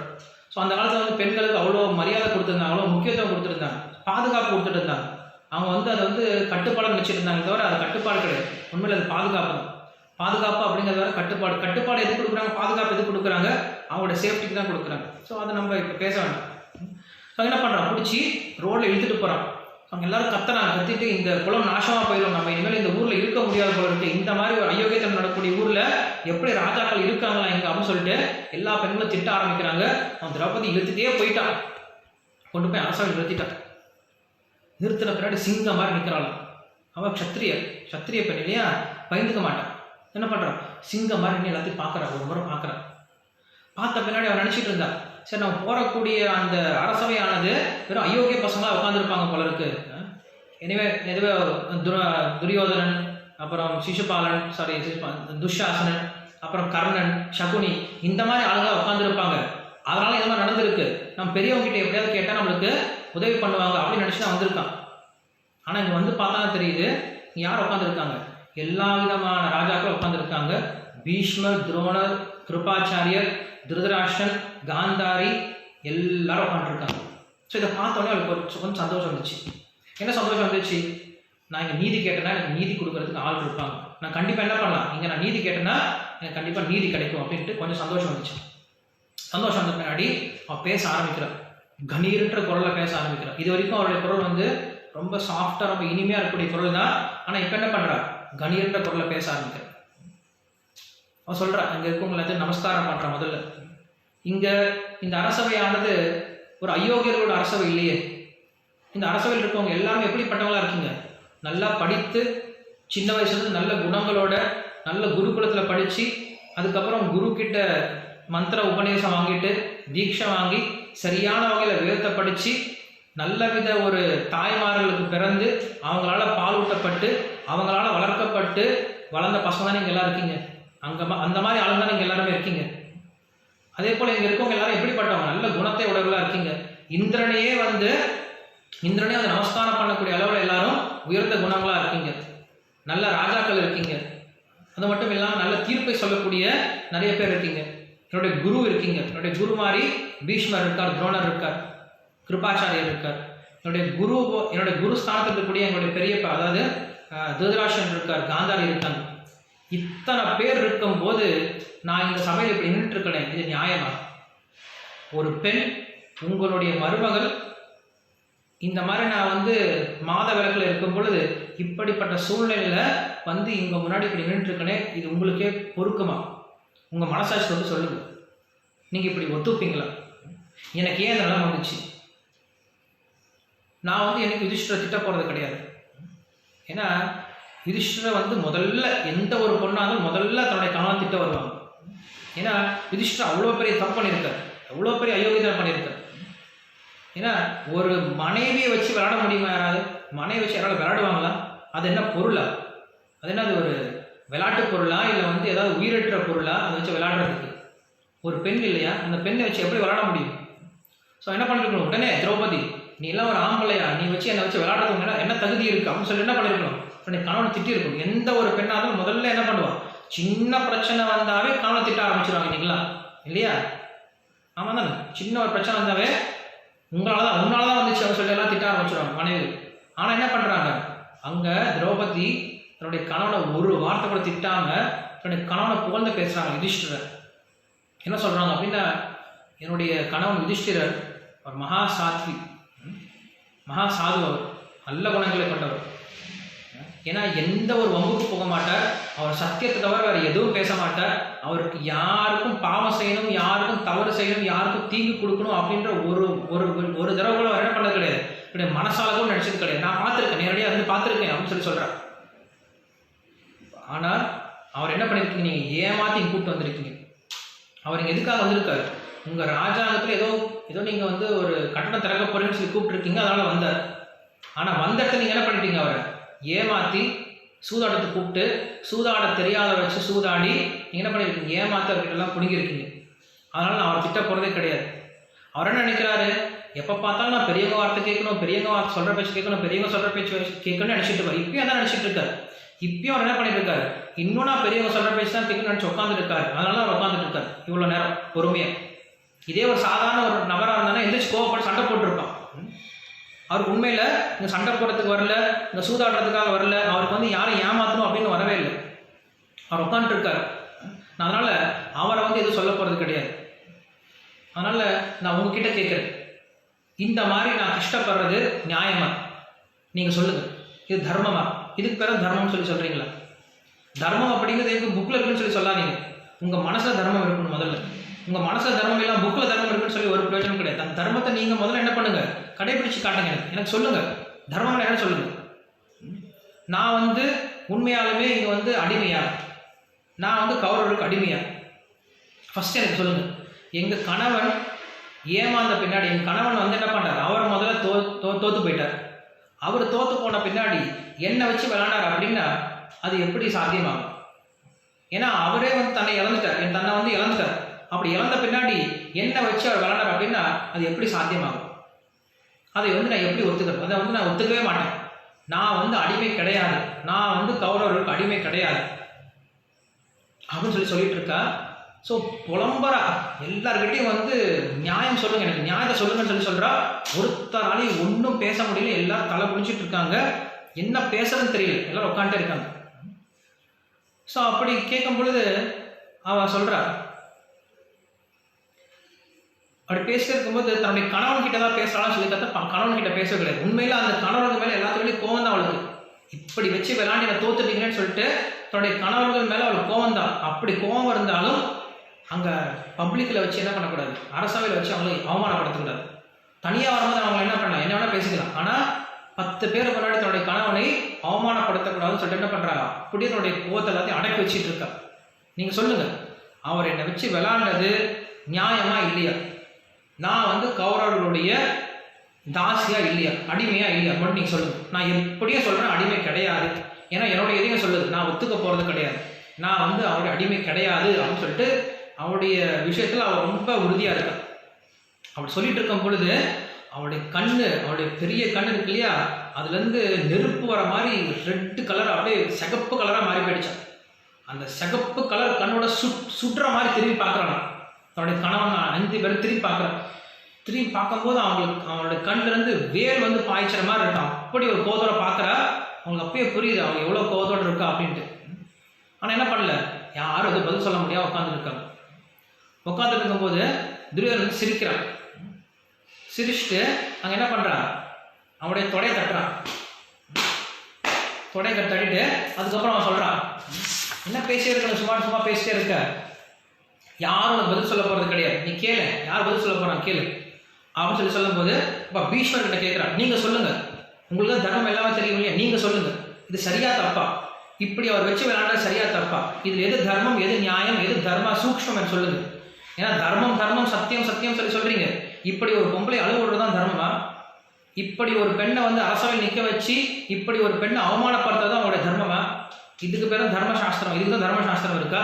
இப்படி ஒருத்தருக்கு துன்பம் கொடுக்கறது அவங்க தர்மசாஸ்திரம் இருக்கா அப்படின்னு சொல்லி கேட்குறேன். ஸோ அதுக்கு பதில் கிடையாது. என்ன பதில் சொல்ல முடியும்? ஸோ அப்போ பீஷ்மர் சொல்றார், அம்மா நீ முதல்ல வந்து யுதிஷ்டருடைய மனைவி, அதுக்கப்புறம் தான் நீ மற்ற எல்லாமே உனக்கு இருக்கு. ஸோ நீ முதல்ல யுதிஷ்டருடைய மனைவி, யுதிஷ்டர் தான் நீ சொந்தம். ஸோ யுதிஷ்டர் என்ன பண்ணுறாரு, உன்னை வச்சு விளையாடுறாரு, அவர் உன்னை வித்துட்டார், நான் எதுவும் பண்ண முடியாது. யுதிஷ்டர் வித்துட்டார் அப்படின்னா நான் என்ன பண்ண முடியும்? உன்னுடைய கணவனுக்கு எல்லா விதமான தகுதி இருக்கு உன்னை வச்சு விளையாடுறதுக்கு, உன்னை விற்கிறதுக்கு. அதான் சாஸ்திரம் சொல்லுது, ஒரு கணவனுக்கு தன்னுடைய மனைவி விற்கிறதுக்கு கூட தகுதி இருக்கு, அவனுக்கு விற்கிறது கூட என்ன இருக்கு, பர்மிஷன் இருக்கு, அலவன்ஸ் இருக்கு. அப்படி இருக்கும்போது நான் என்ன பண்ண முடியும்? நம்ம வந்து ஹரிச்சந்திரனுடைய கதையை பார்க்குறோம். ஹரிச்சந்திரன் கதை நீ கேள்விப்பட்டிருப்பீங்கன்னு நினைக்கிறேன். ஹரிச்சந்திரனுடைய கதையில என்ன பண்ணுவான், தன்னுடைய உண்மைக்காக வந்து வெட்டியானா வந்துடுவான், அவ்வளோ பெரிய ராஜா வெட்டியானா வந்துடுவான். கடைசியில் தன்னுடைய பையனை வந்து அடக்கம் பண்ணுறதுக்கு பணம் இல்லாம தன்னுடைய மனைவி என்ன பண்ணுவான், ஒரு வீட்டை அடமானம் வச்சுட்டு வருவான். காலகண்டன் அப்படின்ற ஒருத்தங்கிட்ட தன்னுடைய மனைவி அடமானம் வச்சுட்டு அந்த பணத்தை வாங்கிட்டு வந்து தன்னுடைய பையனை வந்து அடக்கம் பண்ணுவான். ஸோ அப்படி ஒரு மனைவியை விற்கிறது கூட என்ன இருக்கு, ஒரு கணவனுக்கு பர்மிஷன் இருக்கு. அந்த காலத்தில் வித்தரலாம், யாரும் கேட்கவும் முடியாது. ஸோ அப்படி இருக்கும்போது நான் என்னமா கேட்க முடியும்? உன்னுடைய கணவனுக்கு தான் நீ வந்தா, ஆனால் வித்துட்டா, நான் என்ன கேட்க முடியும்? அதே போல நீ சொல்ற இல்லையா, என்னுடைய கணவன் என்னை முதல்ல வச்சு விளையாண்டுட்டான், முதல்ல அவன் தன்னை வச்சு விளையாண்டுட்டான், அதுக்கப்புறம் என்னை வச்சு விளையாண்டான், ஸோ அதனால நான் வந்து சொந்தம் கிடையாது, என்னை வச்சு விளையாட முடியாதுன்னு சொல்ற இல்லையா, அது தப்பு. ஏன்னா எப்போ நீ வந்து கணவனை கல்யாணம் பண்ணிக்கிட்டு எப்போ வந்து உன்னை வந்து அக்னி சாட்சியை கை பிடிச்சிட்டானோ அப்போ நீ வந்து கணவனுடைய சொத்தை போயிட்ட. ஸோ கணவன் இழந்துட்டான் அப்படின்னா நீயும் அந்த கணவனுக்குள்ளதான் அடக்கம் அப்படின்னு சொல்ற. ஸோ அதே விஷயத்தை அவள் பிடிச்சிட்டு சொல்றா. என்ன சொல்றா அப்படின்னா, நீங்க சொல்றீங்க இல்லையா, இது எல்லாமே தர்மருக்கு தெரியும், இதெல்லாம் தெரிஞ்சா என்ன பண்றாரு அவரு, நீங்க இப்படி சொல்லுவீங்க, இப்படி பெரியவங்களாம் இப்படி தர்மத்தை சொல்லுவீங்க தெரிஞ்சா என்ன பண்றாரு அவரு, சைலண்டா உட்காந்து விளையாண்டு இருக்காரு. அவருடைய வைத்தறிச்சல வச்சுக்கிறீங்க. இப்படி ஒரு நல்ல நபரை கூப்பிட்டு வந்து அவரை ஏமாத்துறது உங்களுக்கு எப்படி மனசு வந்துச்சு? அவருடைய வைத்தறிச்சல் வச்சுக்கிட்டா நீங்கள் யாரும் உருப்பட போகிறது கிடையாது. நான் சொல்கிறேன் உங்களுக்கு, நான் என்ன கேட்குறேன் அப்படின்னா, இப்போ நீங்கள் சொன்னீங்க இல்லையா, எப்போ ஒருத்தர் அந்த அக்னி சாட்சியாக கை பிடிச்சிட்டானோ அப்போ அந்த பெண் வந்து அந்த கணவனுக்கு தான் வந்து சொந்தம் அப்படின்னா, அப்போ நான் என்னுடைய கணவனுக்கு மட்டும்தான் சொந்தம். அப்படி இருக்கும்போது நான் மற்றவங்களுக்கு எப்படி அடிமையாக முடியும்? ஸோ மற்றவங்க அடிமை ஆக போகிறது கிடையாது, நான் அடிமை கிடையாது.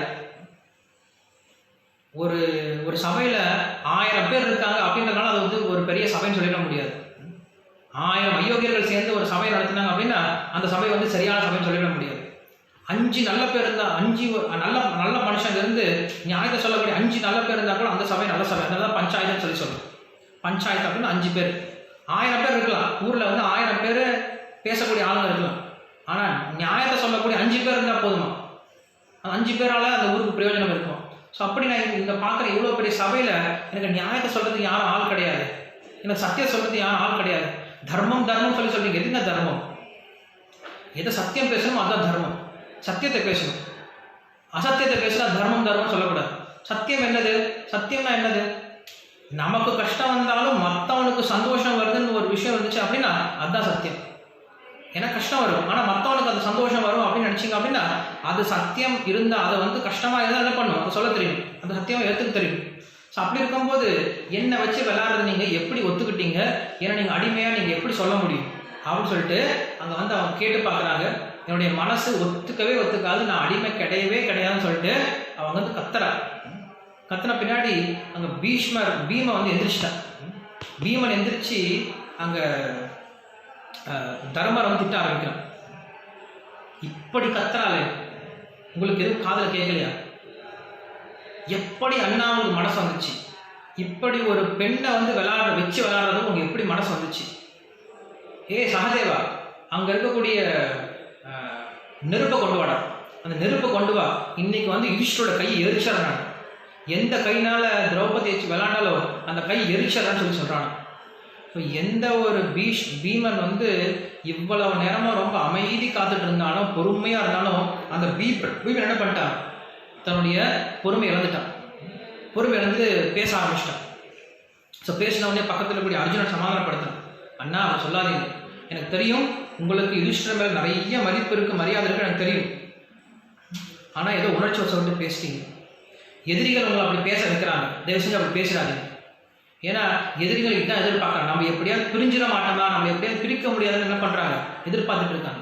ஸோ இந்த சமயத்தில் நம்ம பிரியாமல் இருந்து நம்ம மரணனுக்கு சப்போர்ட்டாக இருந்து நம்ம என்ன பண்ணணும், இதை ஜெயிச்சு வரணும். நீ வந்து கோவப்படாதீங்க. எது கோவப்படுற?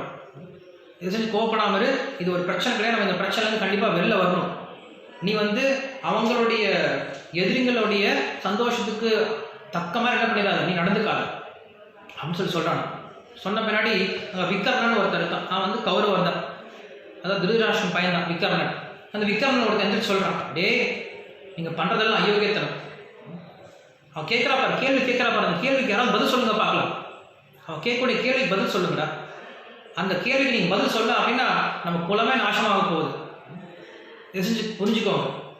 தர்மத்தோட சூக்ஷ்மம் அவன் கேட்குறான். தர்மத்தோட சூக்ஷ்மத்தை சொல்லிக் கொடுங்க. நீங்கள் சொல்லுங்கள், அவன் கேட்குற கேள்வி பதில் சொல்லுங்கள். நீங்கள் யாராவது முடிஞ்ச பதில் சொல்லுங்கள் அப்படின்னு சொல்லிட்டு விக்கர்ணன் சொல்கிறான். அப்போ கர்ணன் சொல்கிறான், இத்தனை பார்த்துட்டு வந்தோம் இல்லையா, கர்ணன் ரொம்ப நல்லவன், கர்ணன் நிறைய குணமுடையவன், கர்ணன் நிறைய தியானம் பண்ணுவான், நிறைய நல்ல குணங்கள் இருக்குன்னு நம்ம சொல்லிட்டு வந்தோம் இல்லையா. இப்போ கர்ணன் சொல்கிறான், என்னமோ சும்மா அவ்வளோ கேட்டுட்டு இருக்கார், பீஷ்மர் ஏதாவது சொல்லிட்டு இருக்கார், விக்கர்ணன் ஏதாவது பேசிட்டு இருக்கான். முதல்ல அவங்க ஏதாவது அம்மனமாக்கலாம். பாண்டவர்கள் 5 பேரையும் அம்மனமாக்கு, அந்த திரௌபதியும் அம்மனமாக்கலான்னு சொல்கிறான். சொல்கிறவனே வந்தான், கர்ணனே வந்தான். கர்ணன் தான் சொல்கிறான் அந்த இடத்துல. கர்ணனை தூண்டுறான், முதல்ல அந்த விஷயத்தை பண்ணுறான்னு சொல்கிறான். சொன்ன உடனே அங்கே பாண்டவர்கள் பார்க்குறாங்க. ஏன்னா அவங்க என்ன பண்ணுறாங்க, அவங்க வந்து தன்னுடைய உடையை வந்து இழுக்கிறதுக்கு முன்னாடி என்ன பண்ணுறாங்க, அவங்களே தன்னுடைய அங்க வஸ்திரத்தை மேலே போட்டுக்கூடிய துணி எடுத்துட்டு கீழே போட்டு வெறும் உடம்போட கீழே போட்டு உட்காந்துருக்காங்க. உட்காந்துருக்கும்போது போயிட்டான், துணியை கட்டுறதுக்கு போயிட்டான். துஷாசன் போயிட்டான், ஓடுறான், திரௌபதியை பிடிச்சி இழுக்க ஆரம்பிக்கிறான். இழுக்க ஆரம்பிக்கும் போது அப்போ இத்தனை நேரமாக வந்து கேட்டுட்டு இருந்தேன் எல்லாத்துக்கிட்டையும், எனக்கு நியாயத்தை சொல்லுங்க, எனக்கு தர்மத்தை சொல்லுங்க, எனக்கு நியாயத்தை சொல்லுங்க, எனக்கு தர்மத்தை சொல்லுங்க, இவ்வளோ நேரம் கேட்டுட்டு இருந்தால இப்போ நிறுத்திட்டான். ஏன்னா இந்த மாதிரி ஒரு அசாதுக்கள் இருக்கக்கூடிய இடத்துல நான் நியாயத்தை கேட்டு பிரயோஜனம் கிடையாது. எனக்கு இங்கே நியாயம் கிடைக்க போகிறது கிடையாது. திரௌபதி வந்து யாருக்கிட்டையும் உதவி கேட்க வரல. திரௌபதி உதவி கேட்க மாட்டான். ஏன்னா பக்தர் யாருக்கிட்டையும் உதவி கேட்க மாட்டாங்க. பக்தர் பகவான் கிட்ட மட்டும்தான் உதவி கேட்பாங்க.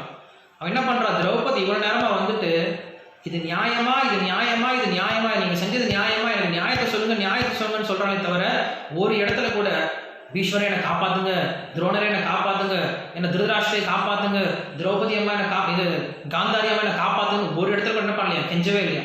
கெஞ்ச மாட்டாள். ஏன் கெஞ்சுவான்? ஏன்னா அவளுக்கு தெரியும் கிருஷ்ணர் எனக்கு இருக்கும்போது யார் என்னை காப்பாற்றணும். அவங்களுடைய கணவன் கிட்ட கூட கெஞ்சலாது. அவன் கணவன் 5 பேர் இருக்காங்க, கணவன் கிட்ட கூட கெஞ்சல, என்னை காப்பாற்றணும்னு சொல்லி கெஞ்சவே இல்லை. திரௌபதி என்ன பண்ணுறா, அவ்வளோ கம்பீரமாக இருந்திருக்கா. ஸோ நம்ம இதை வந்து பிரகலாதன் கிட்டே பார்க்குறோம். பிரகலாதன் இருந்தாரு, அவங்க அப்பா அவ்வளோ கொடுமைப்படுத்துறாரு. கொடுமைப்படுத்தும் போது ஒரு நேரமாவது யார்கிட்ட போய் கெஞ்சிருப்பாரு, என்னை காப்பாற்று கெஞ்சிருப்பாரு, இல்லை பகவான் கிட்ட கெஞ்சிருப்பாரு என்னை காப்பாற்றுன்னு. கெஞ்சவே கிடையாது, கெஞ்ச போகிறது கிடையாது. ஸோ அதே போல் திரௌபதி என்ன பண்ணல, கெஞ்சவே இல்லை எல்லாரும். ஆனால் இப்போ என்ன பண்ணுறான், துணி பிடிச்சி இழுக்க ஆரம்பிச்சிட்டான். ஒரே ஒரு துணி தான் இருக்கும் உடம்புல, துணி இழுத்துட்டான் அப்படின்னா மொத்த உடம்பு வந்து துணி இல்லாமல் போயிடும். என்ன பண்ணுறது, ஒரு பெண்ணுக்கு ரொம்ப ரொம்ப முக்கியமான ஒரு விஷயம் என்னது, இந்த கற்பு தான். இந்த கற்பை அவன் எடுக்க போகிறான் அப்படின்னு சொல்லி கேள்விப்பட்டு நினச்ச உடனே பிடிச்சிட்டா, கையை பிடிச்சிக்கிட்டு அழுகிறா.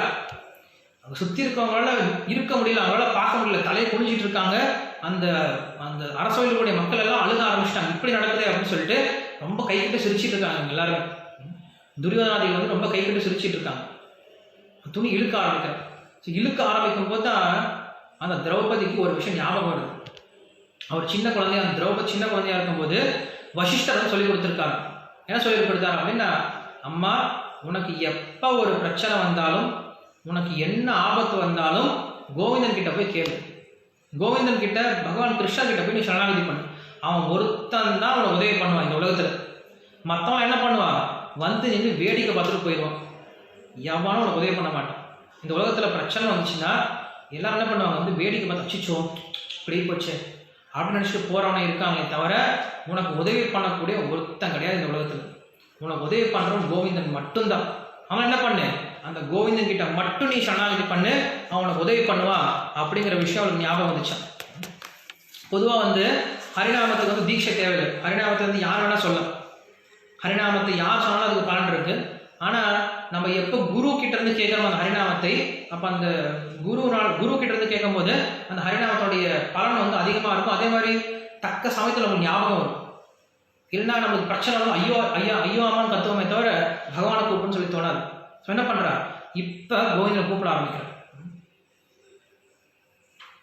கோவிந்தேதி சமாபாஷ்ய கிருஷ்ணேதி ச புனః புனः மனச சிந்தாமாச தேவம் நாராயணம் பிரபும் ஆபத்சு அபியகமாச கிருஷ்ணம் பிரபத்யஹம் கோவிந்த துவாரகவாசின் கிருஷ்ணே கோபி ஜனப்பிரியः கௌரவ பாரிபூதாம்மாம் கிம் ஜானாசி கேசவ ஹா நாத ஹே ராமநாத ஹே व्रजनाथ अर्तिनाशन कौरवार्णव मग्नं मां ऊर्ध्वस्य जनार्दन कृष्ण कृष्ण महायोगिन विश्वात्म विश्वभावन प्रपन्नं पाहि गोविंदे कुरु माधवे अविषिधति इति अनुस्मृत्य कृष्णं च हरिं त्रिभुवनेश्वरं प्रत्युहं दुःखेति राजन् அப்படின்னு சொல்லிட்டு அந்த அரசவையில் வந்து கிருஷ்ணரை நினைச்சு கத்த ஆரம்பிக்கிறாங்க. ஹே கோவிந்தா, ஹே கிருஷ்ணா, ஹே நந்தநந்தனா, ஹே ரமாநாதா அப்படின்னு சொல்லிட்டு ஹே விரஜநாதான்னு சொல்லிட்டு கத்த ஆரம்பிக்கிறாங்க.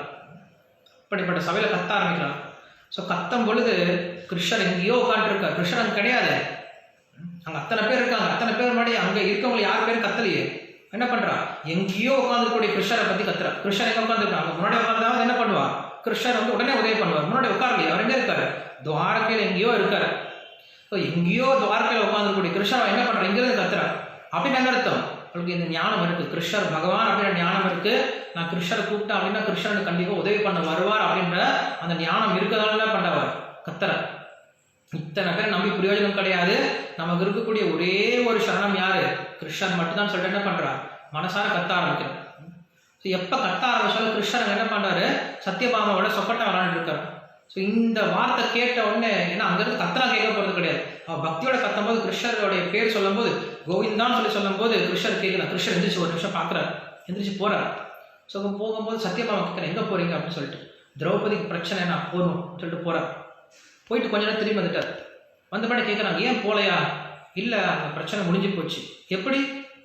எப்படி முடிஞ்சுது, நான் போகிறதுக்கு முன்னாடி என்னுடைய நாமமே என்ன பண்ணிடுச்சாங்க, பிரச்சனை தீர்த்து வச்சிருச்சு.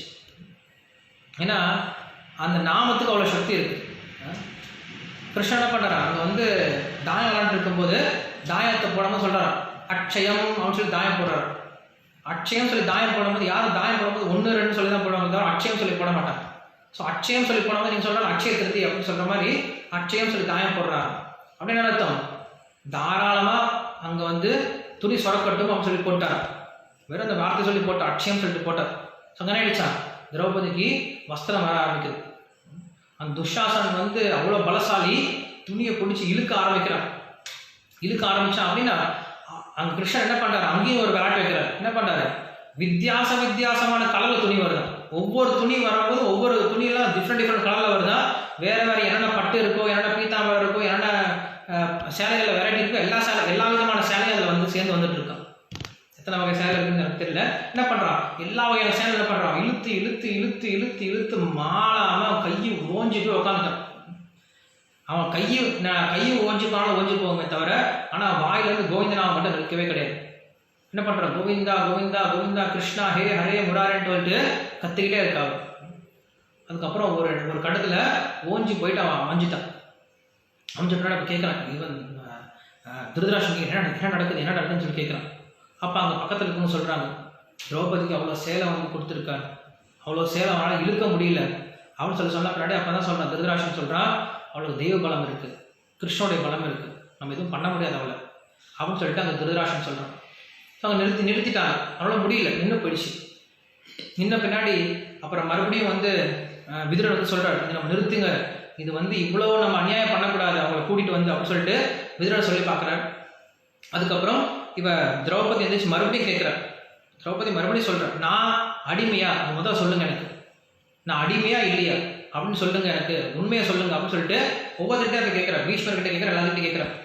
அப்படி கேட்டிருக்கும்போது துரியோதனன் சிரிக்கிறான். சிரிச்சிட்டான். என்ன பண்ணுறான், அவனுடைய துணி இருக்கு இல்லையா, காலில் போடக்கூடிய வேஷ்டியை மேலே தூக்கி நல்லா தொடை தெரியிற மாதிரி தொடையை காட்டிட்டு தொடையை தட்டுறான்.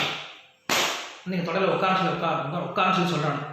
அந்த தொடையை காட்டி தட்டின பின்னாடி பீமன் அங்கே எந்திரிக்கிறான். பீமன் இவ்வளோ நேரம் சும்மா உட்காந்துடும். பீமன் எந்திரிக்கிறான். எந்திரிச்சு சொல்கிறான், நீ தொடை காட்டின இல்லையா, தொடை தட்டி இப்போ விளாண்ட இல்லையா, சொன்ன இல்லையா, அந்த ஒரு காரணத்துக்காக உன்னோட தொடையை உடச்சி நான் அவனை கிழிச்சு போடல அப்படின்னா நான் வந்து என்னுடைய குலத்தில் பிறந்தவனே கிடையாது, எங்கள் அண்ணனுக்கு நான் தம்பியே கிடையாது சொல்லிட்டு அங்கே சபதம் கொடுக்குறான். அது மட்டும் இல்லாமல் அந்த துஷாசன் உட்கார்ந்த பின்னாடி பீமன் எந்திரிச்சு மறுபடியும் சபதம் கொடுக்குறான். அந்த துஷாசனுடைய இதயத்தை கிழிச்சு அந்த இதயத்தில் கூடிய ரத்தத்தை நான் குடிக்கல அப்படின்னா நான் க்ஷத்ரனே கிடையாது. இந்த மாதிரி ஒரு சபதத்தை இது வரைக்கும் எந்த க்ஷத்ரனும் கொடுத்தது கிடையாது, இனிமேல் யார் கொடுக்க போகிறதும் கிடையாது. நான் அந்த மாதிரி ஒரு சத்தியத்தை கொடுக்குறேன், ஒரு பிரமாணம் பண்ணுறேன். அந்த துஷாசனுடைய இதயத்தை கிழிச்சு அவனுடைய ரத்தத்தை குடிக்கல அப்படின்னா நான் வந்து பாண்டவருடைய பையனே கிடையாது, நான் வந்து எங்கள் அண்ணன்களுக்கு தம்பியும் கிடையாது, நான் வந்து சொர்க்கலோகத்துக்கு போக போகிறது கிடையாது அப்படின்னு சொல்லிட்டு சபதம் கொடுக்குறேன். சபதம் குடிச்சு அவன் இன்னும் பயங்கர கோவத்தில் இருக்கான். சமாதானப்படுத்துறான். மறுபடியும் அர்ஜுனன் சமாதானப்படுத்துறான். அதுக்கப்புறம் அவன் எல்லாருக்கிட்டையும் போய் கேட்குறான். யாரும் பதில் சொல்ல முடியாமல் அப்படியே உட்காந்துருக்காங்க. ஸோ அதுக்கப்புறம் அதுக்கப்புறம் திருதராஷ்டிரன் கொஞ்சம் யோசிக்கிறான். ஏன்னா திருதராஷ்டிரனுக்கு கெட்ட சகுனங்கள்லாம் வர ஆரம்பிக்குது. அவன் வந்து இந்த மாதிரி திரௌபதிக்கு வந்து இவ்வளோ துணி வந்திருக்கு, அவளை வந்து மானபங்கப்படுத்த முடியல அப்படின்னு சொல்லி கேள்விப்பட்டவொடனே அவன் என்ன பண்ணுறான், அவனுடைய ரைட் சைடில் அங்கே வந்து எக்கிய கொண்டு அவன் பண்ணக்கூடிய எக்கிய சாலை இருக்கான். அந்த எக்கிய சாலையில் வந்து ஒரு நாய் வந்து ஊழ விட ஆரம்பிச்சிருச்சான். ஸோ நாய் எப்போ ஊழ விட ஆரம்பிக்குதோ அவனுக்கு அப்பயே புரிஞ்சு போயிடுச்சு, நம்ம பண்ணக்கூடிய விஷயமான நம்ம குலத்தை அழிச்சிடும் அப்படின்றத புரிஞ்சதுனால என்ன பண்ணுறாங்க, என்ன பேசுகிறான், இந்த மாதிரி துரியோதனன் பண்ணது ஒரு அயோக்கியத்தனம். ஒரு பொண்ணை கூட்டிகிட்டு வந்து, அதுவும் எங்களுடைய மூத்த மருமக இவர், ஸோ எனக்கு ரொம்ப இஷ்டமான மருமகள் இவர், ஸோ இப்படிப்பட்ட மருமகளை கூப்பிட்டு வந்து அவன் இப்படி பண்ணது ரொம்ப பெரிய அயோக்கியத்தனம், நான் இதை ஒத்துக்க மாட்டேன், என்றைக்கும் ஒத்துக்க மாட்டேன், இது ரொம்ப பெரிய தப்பு, இதை உடனே நிறுத்துங்க அப்படின்னு சொல்லிட்டு அந்த மருமகளை பக்கம் கூப்பிட்றான், இங்கே மாமான்னு சொல்லி கூப்பிட்றான். ஸோ எப்போ வந்து பெரிய மாமனாரை கூப்பிட்றான்னு சொல்லி சொன்ன உடனே அவளுக்கு கொஞ்சம் தைரியம் வந்துச்சு. என்ன பண்ணுறான், பக்கத்தில் போய் நமஸ்காரம் பண்ணுறான், கீழே விழுந்து நமஸ்காரம் பண்ணுறான், கோப்பல் அங்கேயும் நமஸ்காரம் பண்ணுறான். நமஸ்காரம் பண்ணினா அந்த திருதராஷ்டிரன் வந்து ரொம்ப அழகாக பேசுகிறான். இந்த மாதிரி ஒரு பதிவிரத்தை யார் இருக்க முடியும், இவ்வளோ ஒரு கஷ்டத்துலேயும் உனக்கு வந்து கிருஷ்ணர் உனக்கு உதவி பண்ணியிருக்கார் அப்படின்னா உன்னை விட சிறந்த பக்தி யார் இருக்க முடியும், ஏதோ தெரியாமல் தப்பு பண்ணிட்டாங்க எங்கள் பசங்க, மன்னிச்சு விட்டுரு, உன்னுடைய கோபம் அப்படின்ற ஒரு விஷயம் போதும் எங்களுடைய குடும்பத்தையே வந்து அழிக்கிறதுக்கு, தயவு செஞ்சு இதை வந்து தப்பாக எடுத்துக்காது, கோவப்படாது, தயவு செஞ்சு இதை மறந்து போயிடும், ஏதோ தப்பாக நடந்து போயிடுச்சு, அவங்களோட முட்டாள்தனத்தால் இப்படி பண்ணிட்டாங்க, நானும் அவங்களுக்கு சம்மதம் கொடுத்துட்டேன், அதனால் என்ன பண்ண, உனக்கு நான் ஒரு வரம் கொடுக்குறேன், உனக்கு என்ன வேணுமோ வாங்கிக்கோ, நீ இப்போ இவ்வளோ வந்து பொறுமையாக இவ்வளோ நேரம் பார்த்துக்கிட்டே, இவ்வளோ நேரம் நீ வந்து இவ்வளோ இங்கே நியாயம் தர்மம்னு கேட்டு யாரும் எங்களால் பேச முடியல, அதுக்காக நான் என்ன பண்ணுறேன், இப்போ நான் உனக்கு வரம் கொடுக்குறேன், உனக்கு என்ன வரம் வேணும் கேளு அப்படின்னு சொல்லி கேட்குறேன்.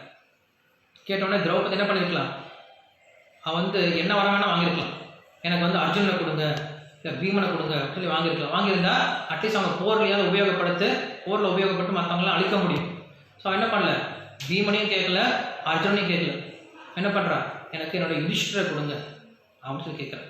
காரணம் என்னது, ஏன்னா யுதிஷ்டர் வந்து என்றைக்குமே பொய் சொல்லாதவர், என்றைக்குமே வந்து யாருக்கும் தீங்கு நினைக்காதவர். ஸோ அப்படிப்பட்டவரை வந்து நான் ஒருத்தருக்கு அடிமையாக இருக்க விருப்பப்படல, அவரை அப்படிப்பட்ட ஒரு சாதுவை போய் நான் ஒருத்தருக்கு அடிமை அப்படின்னு நான் என்னால் யோசிச்சு கூட பார்க்க முடியாது. என்னுடைய சுவாமி அவர் எப்படியாவது எனக்கு வந்து தர்மர் தான் யுதிஷ்டரை கொடுங்க அப்படின்னு சொல்லி சொல்கிறேன். சொல்லிட்டு ரொம்ப சந்தோஷப்பட்டார். இந்த மாதிரி பதிவிரத்தை யாருமா இருக்கா, யுதிஷ்டரை எடுத்துக்கோ, சரி உனக்கு நான் ஒரு வரம் கொடுத்தா பத்தாது, உனக்கு இன்னொரு வரமாக கொடுக்குறேன், என்ன வரம் எனக்கு கேளு அப்படின்னு சொல்லி கேட்குறேன். அதுக்கப்புறம் கேட்குறேன், எனக்கு என்னுடைய அர்ஜுனன், பீமன், நகுலன், சகாதேவன் இவங்க எல்லாரும் 4 பேரும் அவங்களுடைய ரதம், அவங்களுடைய ஆயுதம், இதோட அவங்கள விடுவீங்க, அவங்க யாருக்கும் அடிமை இல்லைன்னு சொல்லி விடுவிச்சிருங்க அப்படின்னு சொல்லி சொல்கிறேன். அப்படியே விடுவிச்சிட்டான். இப்போ என்ன பண்ணியிருக்கலாம், அரசாட்சியை கேட்டு வாங்கிடுவாங்க. எதெல்லாம் ஏமாந்து போனமோ அது திருப்பி போகணும்னு சொல்லி வாங்கியிருக்கலாம். ஆனால் அதை பண்ணல. இதை மட்டும் கேட்டு வாங்கிட்டேன். இதை வாங்கின பின்னாடி அவர் ரொம்ப சந்தோஷப்படுறான். இவ்வளோ இந்த ஒரு கஷ்டத்தில் என்ன பண்ணுற, நியாயத்தோடு இருக்கிறேன்னு சொல்லிட்டு என்ன பண்ணுறான், உனக்கு 2 வரம் கொடுத்தா பார்த்தா உனக்கு 3ஆவது வரமும் கொடுக்குறேன், உனக்கு என்ன வரும், இன்னும் ஒரு வரம் வாங்கிக்கோ அப்படின்னு சொல்கிறான். சொல்லும்போது திரௌபதி வேணான்னு சொல்லிட்டேன். ஏன்னா அந்த காலத்தில் வைஷ்யர்களுக்கு ஒரே ஒரு வரம் தான் கொடுப்பாங்களாம், க்ஷத்திரியர்களுக்கு 2 வரம் கொடுப்பாங்களாம், க்ஷத்திரியனுடைய பெண்களுக்கு, க்ஷத்திரிய பெண்ணுக்கு. அதனால் நீங்கள் பார்த்தீங்க அப்படின்னா நம்மளுக்கு தெரியும், நம்ம ராமாயணத்தில் கைகைக்கு 2 வரம் தான் கொடுத்துருப்பார். ஒன்று வனவாசம் போகிறது, இன்னொன்று பரதன் நாட்டாளுறது. ஸோ க்ஷத்திரிய பெண்ணுக்கு 2 வரம் தான் கொடுப்பாங்க. க்ஷத்திரிய ராஜாவுக்கு 3 வரம் கொடுப்பாங்க. பிராமணனுக்கு எத்தனை வரம் வேணால் வாங்கிக்கலாம். ஏன்னா மற்றவங்கள சார்ந்தே அவங்ககிட்ட பிக்ஷா வாங்கியே பிழைக்கிறதுனால அவன் எத்தனை வரம் வேணால் வாங்கிக்கலாம். ஸோ அப்படி நான் க்ஷத்திரிய பெண்ணாக இருக்கிறதுனால எனக்கு நீங்கள் 2 வரம் கொடுத்துட்டீங்க, அந்த 2 வரமே போதும், எனக்கு இனிமேல் வரம் வேண்டாம் அப்படின்னு சொல்லி சொல்கிறாங்க. இது சொன்ன உடனே அவர் ரொம்ப சந்தோஷம் வந்துச்சு யுதிஷ்டிரருக்கு. இந்த ஒரு கஷ்டமான சூழ்நிலையிலையும் இப்படிப்பட்ட ஒரு இக்கட்டான சூழ்நிலையில் என்ன பண்ணுறார், தர்மத்தை கடைபிடிக்க நினைக்கிறே தவிர எங்களை ஏமாற்றி நீங்கள் வாங்கிக்கணும்னு நினைக்கல. இல்லை, இந்த ஒரு நல்ல மனசு இருக்கு இல்லையா, இந்த ஒரு நல்ல மனசுக்காக என்ன பண்ணுறேன், மறுபடியும் நான் எல்லாத்தையுமே கொடுக்குறேன். எதெல்லாம் நீங்கள் தோத்தீங்களோ திருப்பி நான் அவங்ககிட்ட எல்லாத்தையும் கொடுத்துட்டேன், எல்லாத்தையும் எடுத்துகிட்டு போங்க நீங்கள் அப்படின்னு சொல்லிட்டேன். சொன்ன பின்னாடி பஞ்சபாண்டவர்கள் 5 பேர் வராங்க, வந்து நமஸ்காரம் பண்ணுறாங்க, திருதராஷ்டிரன் நமஸ்காரம் பண்ணுறாங்க. ஸோ திருதராஷ்டிரன் சொல்கிறான், தயவு செஞ்சு இந்த ஒரு விஷயத்தை ஞாபகம் வச்சுக்காதுங்க. ஏதோ எங்கள் பசங்க என்னுடைய பையன் ஆசைப்பட்டான்னு சொல்லி கூட்டிகிட்டு வந்தேன், விளையாண்டுட்டாங்க, உங்களை ஏமாற்றிட்டாங்க, இவ்வளோ தர்மாத்மாக்களாக இருக்கவங்களை ஏமாற்றிட்டாங்க, ஸோ ஏமாற்றி இவ்வளோ அவமானப்படுத்திட்டாங்க. தயவு செஞ்சு இந்த அவமானத்தை என்றைக்கு ஞாபகம் வச்சுக்காதுங்க, மறந்து போயிருங்க. இதை மறந்து போயிட்டா தான் எங்களுடைய வம்சம் நல்லாயிருக்கும், எங்களுடைய குலமும் நல்லாயிருக்கும். நீங்கள் என்ன பண்ணுங்கள், உங்களிடத்துல சந்தோஷமாக நல்லா இருங்க, நம்ம விட்டுடலாம், உங்களுக்கு நான் மறுபடியும் தோத்தெல்லாம் திருப்பி கொடுத்துட்டேன் அப்படின்னு சொல்லி சொல்கிறேன். மறுபடியும் எல்லாத்தையும் வாங்கிட்டாங்க, திருப்பி எல்லாம் வாங்கிட்டு மறுபடியும் எல்லாரும் அவங்களுடைய இடத்துக்கு இந்திரபிரஸ்துக்கு போயிட்டாங்க. பொதுவாக நீங்கள் நினச்சிட்டு இருக்கீங்க இல்லையா, முதல் முறையே என்ன பண்ணியிருப்பாங்க, தோத்த உடனே காட்டுக்கு போயிருப்பாங்கன்னு நினச்சிருக்கீங்க. கிடையாது, ஃபஸ்ட் டைம் கொடுத்து அமிச்ச பின்னாடி மறுபடியும் கூப்பிடுவாங்க, மறுபடியும் இன்னொரு விளையாட கூப்பிடுவாங்க, மறுபடியும் விளையாட கூப்பிட்டு என்ன பண்ணுவாங்க, அவங்க தோக்கடிச்சு அது காட்டுக்கு அனுப்புவாங்க. அதனால் அப்படி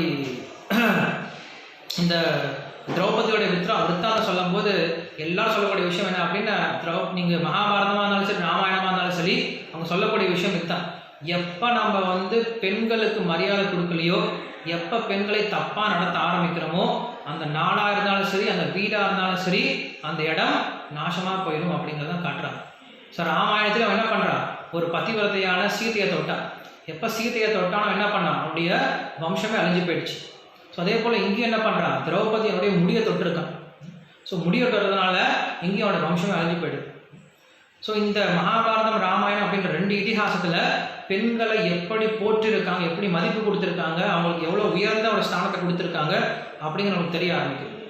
ஆனால் நிறைய பேர் என்ன சொல்லுவாங்க, அந்த காலத்தில் பெண்கள் அடிமையாக வச்சுட்டு இருந்தாங்க, பெண்களை ரொம்ப சீப்பாக நடிச்சிட்டு இருந்தாங்க அப்படின்னு நினச்சிட்டு இருப்பாங்க. கிடையாது, அந்த காலத்தில் பெண்களை பார்த்த அளவுக்கு இன்னைக்கு கிடையாது. இன்னைக்கு நினச்சிட்டு இருக்காங்க பெண்களுக்கு சுதந்திரம் நினச்சிட்டு இருக்காங்க. பட் உண்மையில இன்னைக்கு கொடுக்குற சுதந்திரம் கிடையாது.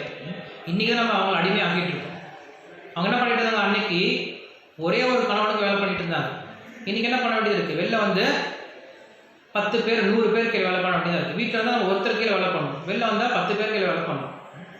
வீட்டில் இருந்தால் ஒருத்தர் சொல்கிற பேச்சு கேட்கணும், வெளில வந்தால் 10 பேர் சொல்கிற பேச்சு கேட்கணும். ஸோ அவங்க வெளில வந்துட்டு போகிறதுக்குள்ளார எத்தனை வகையான துன்பங்கள் அனுபவிக்கிறாங்க அது அவங்களுக்கு தான் தெரியும். அதனால் பெண்களை அன்றைக்கி அவங்க அவ்வளோ வீட்டில் வச்சு அவ்வளோ பத்திரமா பார்த்துக்கிட்டாங்க. அது அடிமைத்தனம் கிடையாது. இன்றைக்கி நம்ம சொசைட்டி பெருசாகி போயிடுச்சு, இன்றைக்கி சமுதாய நிலைமையே மாறி போயிடுச்சு. அப்போ என்ன பண்ண முடியாது, ஆண்கள் பெண்கள் 2 பேரும் சேர்ந்து வேலை செய்கிற மாதிரி இருக்குது. அது நம்ம எதுவும் பண்ண முடியாது, நம்மளை இனிமேல் அதை மாற்றவும் முடியாது. சொசைட்டி அப்படி கலந்து போயிட்டாங்க. நம்ம இனிமேல் மறுபடியும் அந்த பழைய நிலைமைக்கு வருவாங்க அப்படின்னு சொல்லிட்டு நம்ம எதிர்பார்க்க முடியாது, எதிர்பார்க்க அவசியமும் கிடையாது.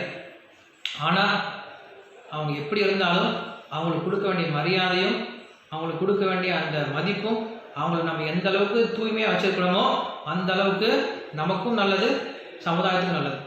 எந்த ஒரு சமுதாயத்தில் பெண்கள் தூய்மையாக இருக்காங்களோ அந்த சமுதாயம் என்றைக்கும் ரொம்ப அதிகமாக உயர்த்த வளர்ச்சி அடைஞ்சிட்டு போயிட்டே இருக்கும். எந்த ஒரு சமுதாயத்தில் பெண்களை வெறும் கேலி பொருளாகவும், பெண்களை வெறுமனே அனுபவிக்கிறதுக்காக உபயோகப்படுத்த நினைக்கிறாங்களோ அந்த சமுதாயம் சீக்கிரமாக அழிஞ்சு போயிடும். ஸோ அதான் அவனுக்கு காட்டுது. ராமாயணத்தில் அவன் என்ன பண்ணுறான், தன்னுடைய தாயை என்ன பண்ணுறான், தன்னுடைய தாய் ஸ்தானத்தில் இருக்கக்கூடிய சீத்தை அனுபவிக்க நினைக்கிறான். அவ்வளோ பெரிய அவன் காமம் பிடிச்சவனா இருக்கான். ஸோ நம்மளுக்கு சாஸ்திரம் என்ன சொல்லிக் கொடுக்குது அப்படின்னா மாத்திருவர் பரதாரேஷு அப்படின்னு சொல்கிறார். சாணக்கிய பண்டிதர் சொல்கிறார் மாத்திருவர் பரதாரேஷு அப்படின்னா உலகத்தில் இருக்க எல்லா பெண்களையும் தன்னுடைய மனைவியை தவிர எல்லா பெண்களும் எப்படி பார்க்கணுமா, தன்னுடைய தாயை பார்க்குற மாதிரி பார்க்கணுமா. மாத்திருவர் பரதாரேஷு அப்படின்னு சொல்கிறார். மற்ற தாரங்கள் மற்ற மனைவிகளை எப்படி பார்க்கணும், மற்றவருடைய மனைவியை தன்னுடைய தாயை பார்க்குற மாதிரி பார்க்கணும்னு சொல்கிறாங்க. ஆனால் நம்ம இன்னைக்கு என்ன பார்க்குறோம், மற்றவங்களுடைய தாயை என்ன பார்க்கணும், நம்முடைய மனைவி மாதிரி பார்க்க ஆரம்பித்தோம். இன்னைக்கு சமுதாயம் அப்படி தான் போயிட்டு இருக்கு. ஏன்னா நம்மளுக்கு அப்படி தான் பழக்கிறாங்க. சின்ன வயசுலேருந்து நம்மளை அப்படி தான் பழகி கொண்டு வராங்க. சினிமாவில் காட்டுறதுலேருந்து வெளில பேசுறதுலேருந்து என்ன பண்ணுறாங்க, ரொம்ப ஈஸியாக பழக விட்டுட்டு அப்புறம் அவங்க மனசு என்ன வரும், காமம் தான் வரும், வேறு என்ன வரப்போகுது. ஸோ நம்ம தங்கம் இருந்துச்சு, அந்த தங்கத்தை என்ன பண்ணுறோம், முடிஞ்ச வரைக்கும் அதை சேஃபாக வந்து மூடி வைக்க முயற்சி பண்ணுறோம். தங்கத்தை நான் வெளில தான் கொண்டு போவேன், நீ திருடாம போ அப்படின்னு சொன்னால் அது முட்டாள்தனம். தங்கம் என்ன பண்ணுது, சேஃப் பண்ணி வைக்கிறோம். இப்போ சேஃப்டியாக பண்ணி வைக்கிறோம் அப்படின்னா அதை வந்து நம்ம கண்ட்ரோல் பண்ணி வைக்கிறோன்றது கிடையாது. அவனுடைய பாதுகாப்புக்காக என்ன பண்ணுறோம், நம்ம சேஃபாக வைக்கிறோம். வெளில கண்டிப்பாக திருடங்க இருப்பாங்க, திருடங்க இல்லாமல் இருக்க போகிறது கிடையாது. திருடன் கண்டிப்பாக நம்ம திருடனை திருத்த முடியாது. நம்ம என்ன பண்ணலாம், நம்ம சேஃபாக இருந்துக்கலாம். நீ திருடன் ஏன் திருட வர, நீ திருடக்கூடாது, நான் அப்படியே தங்க தூக்கிட்டு போன்னு சொல்லி நம்ம சொல்ல முடியாது. இந்த பூமின்னு இருக்க வரைக்கும் கண்டிப்பாக திருடங்க இருந்து தான் இருப்பாங்க. நம்ம தான் என்ன பண்ணணும், நம்ம பொருளை சேஃபாக வச்சுக்கணும். ஸோ அதே போல் இந்த உலகத்தில் இருக்க வரைக்கும் வக்கர புத்தி உள்ள ஆண்கள் கண்டிப்பாக இருக்க தான் செய்வாங்க. ராமாயண காலத்தில் இருந்தாங்க, மகாபாரத காலத்தில் இருந்தாங்க, கண்டிப்பாக இருக்க தான் செய்வாங்க. ஸோ நம்ம தான் என்ன பண்ணணும், நம்மளுடைய பெண்களை நம்மளுடைய வீட்டில் இருக்கக்கூடிய மனைவி எல்லாம் பண்ணணும். நம்ம தான் என்ன பண்ணணும், முடிஞ்ச வரைக்கும் பாதுகாப்பாக வச்சுக்கணும். அதுக்கு ராஜாக்களும் உதவிகரமாக இருக்கும். ஸோ அன்னைக்கு இருந்த மாதிரி நம்ம தப்பாக புரிஞ்சுக்கூடாது. பெண்களை வந்து அவங்க வீட்டில் வச்சுருந்தாங்க அப்படின்னா பாதுகாப்புக்காக வச்சுருந்தாங்க அப்படின்னா அவங்க வந்து அடிமைப்படுத்தி வச்சுருந்தாங்க அப்படிங்கிறது கிடையாது. அடிமைப்படுத்தினாங்க ஒரு கட்டத்தில். அடிமைத்தனம் அப்படிங்கிறது இருந்துச்சு. எப்போ தான் இல்லை, இப்போ இல்லையா என்ன, இப்போ இல்லைன்னு சொல்ல முடியுமா என்ன, இப்போ ஆஃபீஸில் அடிமைத்தனம் இல்லைன்னு சொல்ல முடியுமா என்ன, இல்லை வந்து ஸ்கூலில் இல்லை வெளில அவங்க வேலை பண்ணுற இடத்துல பெண்களை வந்து ரொம்ப உயர்த்தியாக நடத்திட்டு இருக்காங்க, பெண்கள் அடிமை நடத்த முடியாது சொல்ல முடியுமா யாராவது.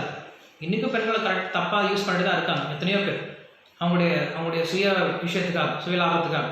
ஸோ அதனால்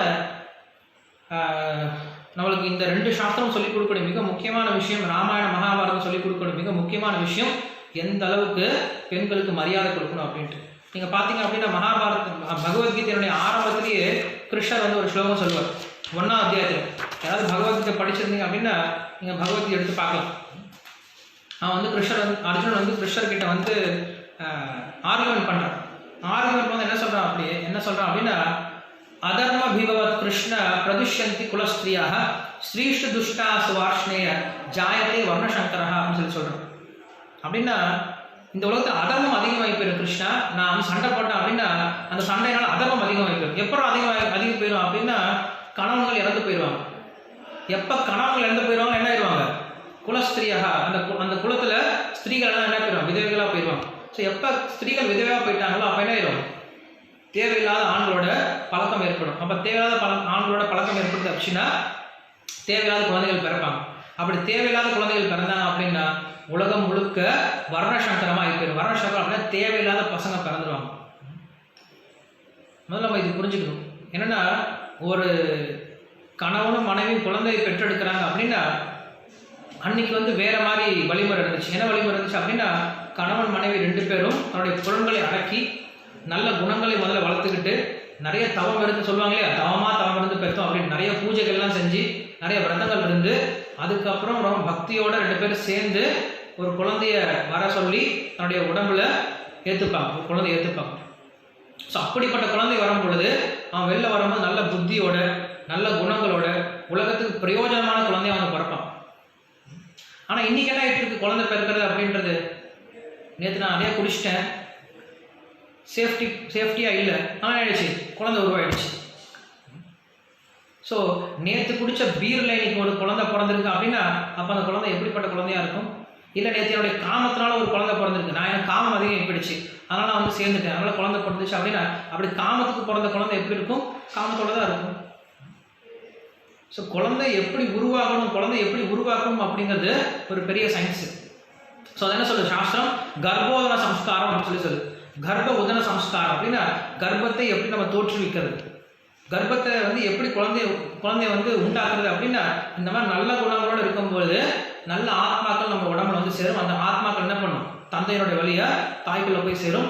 அப்படிப்பட்ட குழந்தை வெளில வரும்போது நல்ல குணத்தோட வருவான் வெளில வரும்போது. இல்லைன்னா அவன் வெளில வரும்போது அவங்களுக்கு புரிஞ்சு போயிடும் அந்த பசங்க எப்படிப்பட்ட பசங்களா இருப்பாங்கன்ட்டு. சின்ன பசங்களே அவங்களுக்கு நல்ல குணங்கள் இல்லாமல் எப்போ பார்த்தாலும் சத்தம் போட்டு அடித்து திட்டிக்கிட்டு நிறைய கெட்ட குணங்களோட வந்து பிறப்பாங்க. காரணம் என்னது, நம்மளுடைய உணவு நிலை சரி கிடையாது. இன்னும் சாஸ்திரம் என்ன சொல்லுது அப்படின்னா, ஹிரண்யகசிப்பு இருக்கான் இல்லையா, பிரகலாதன் அவங்க அப்பா.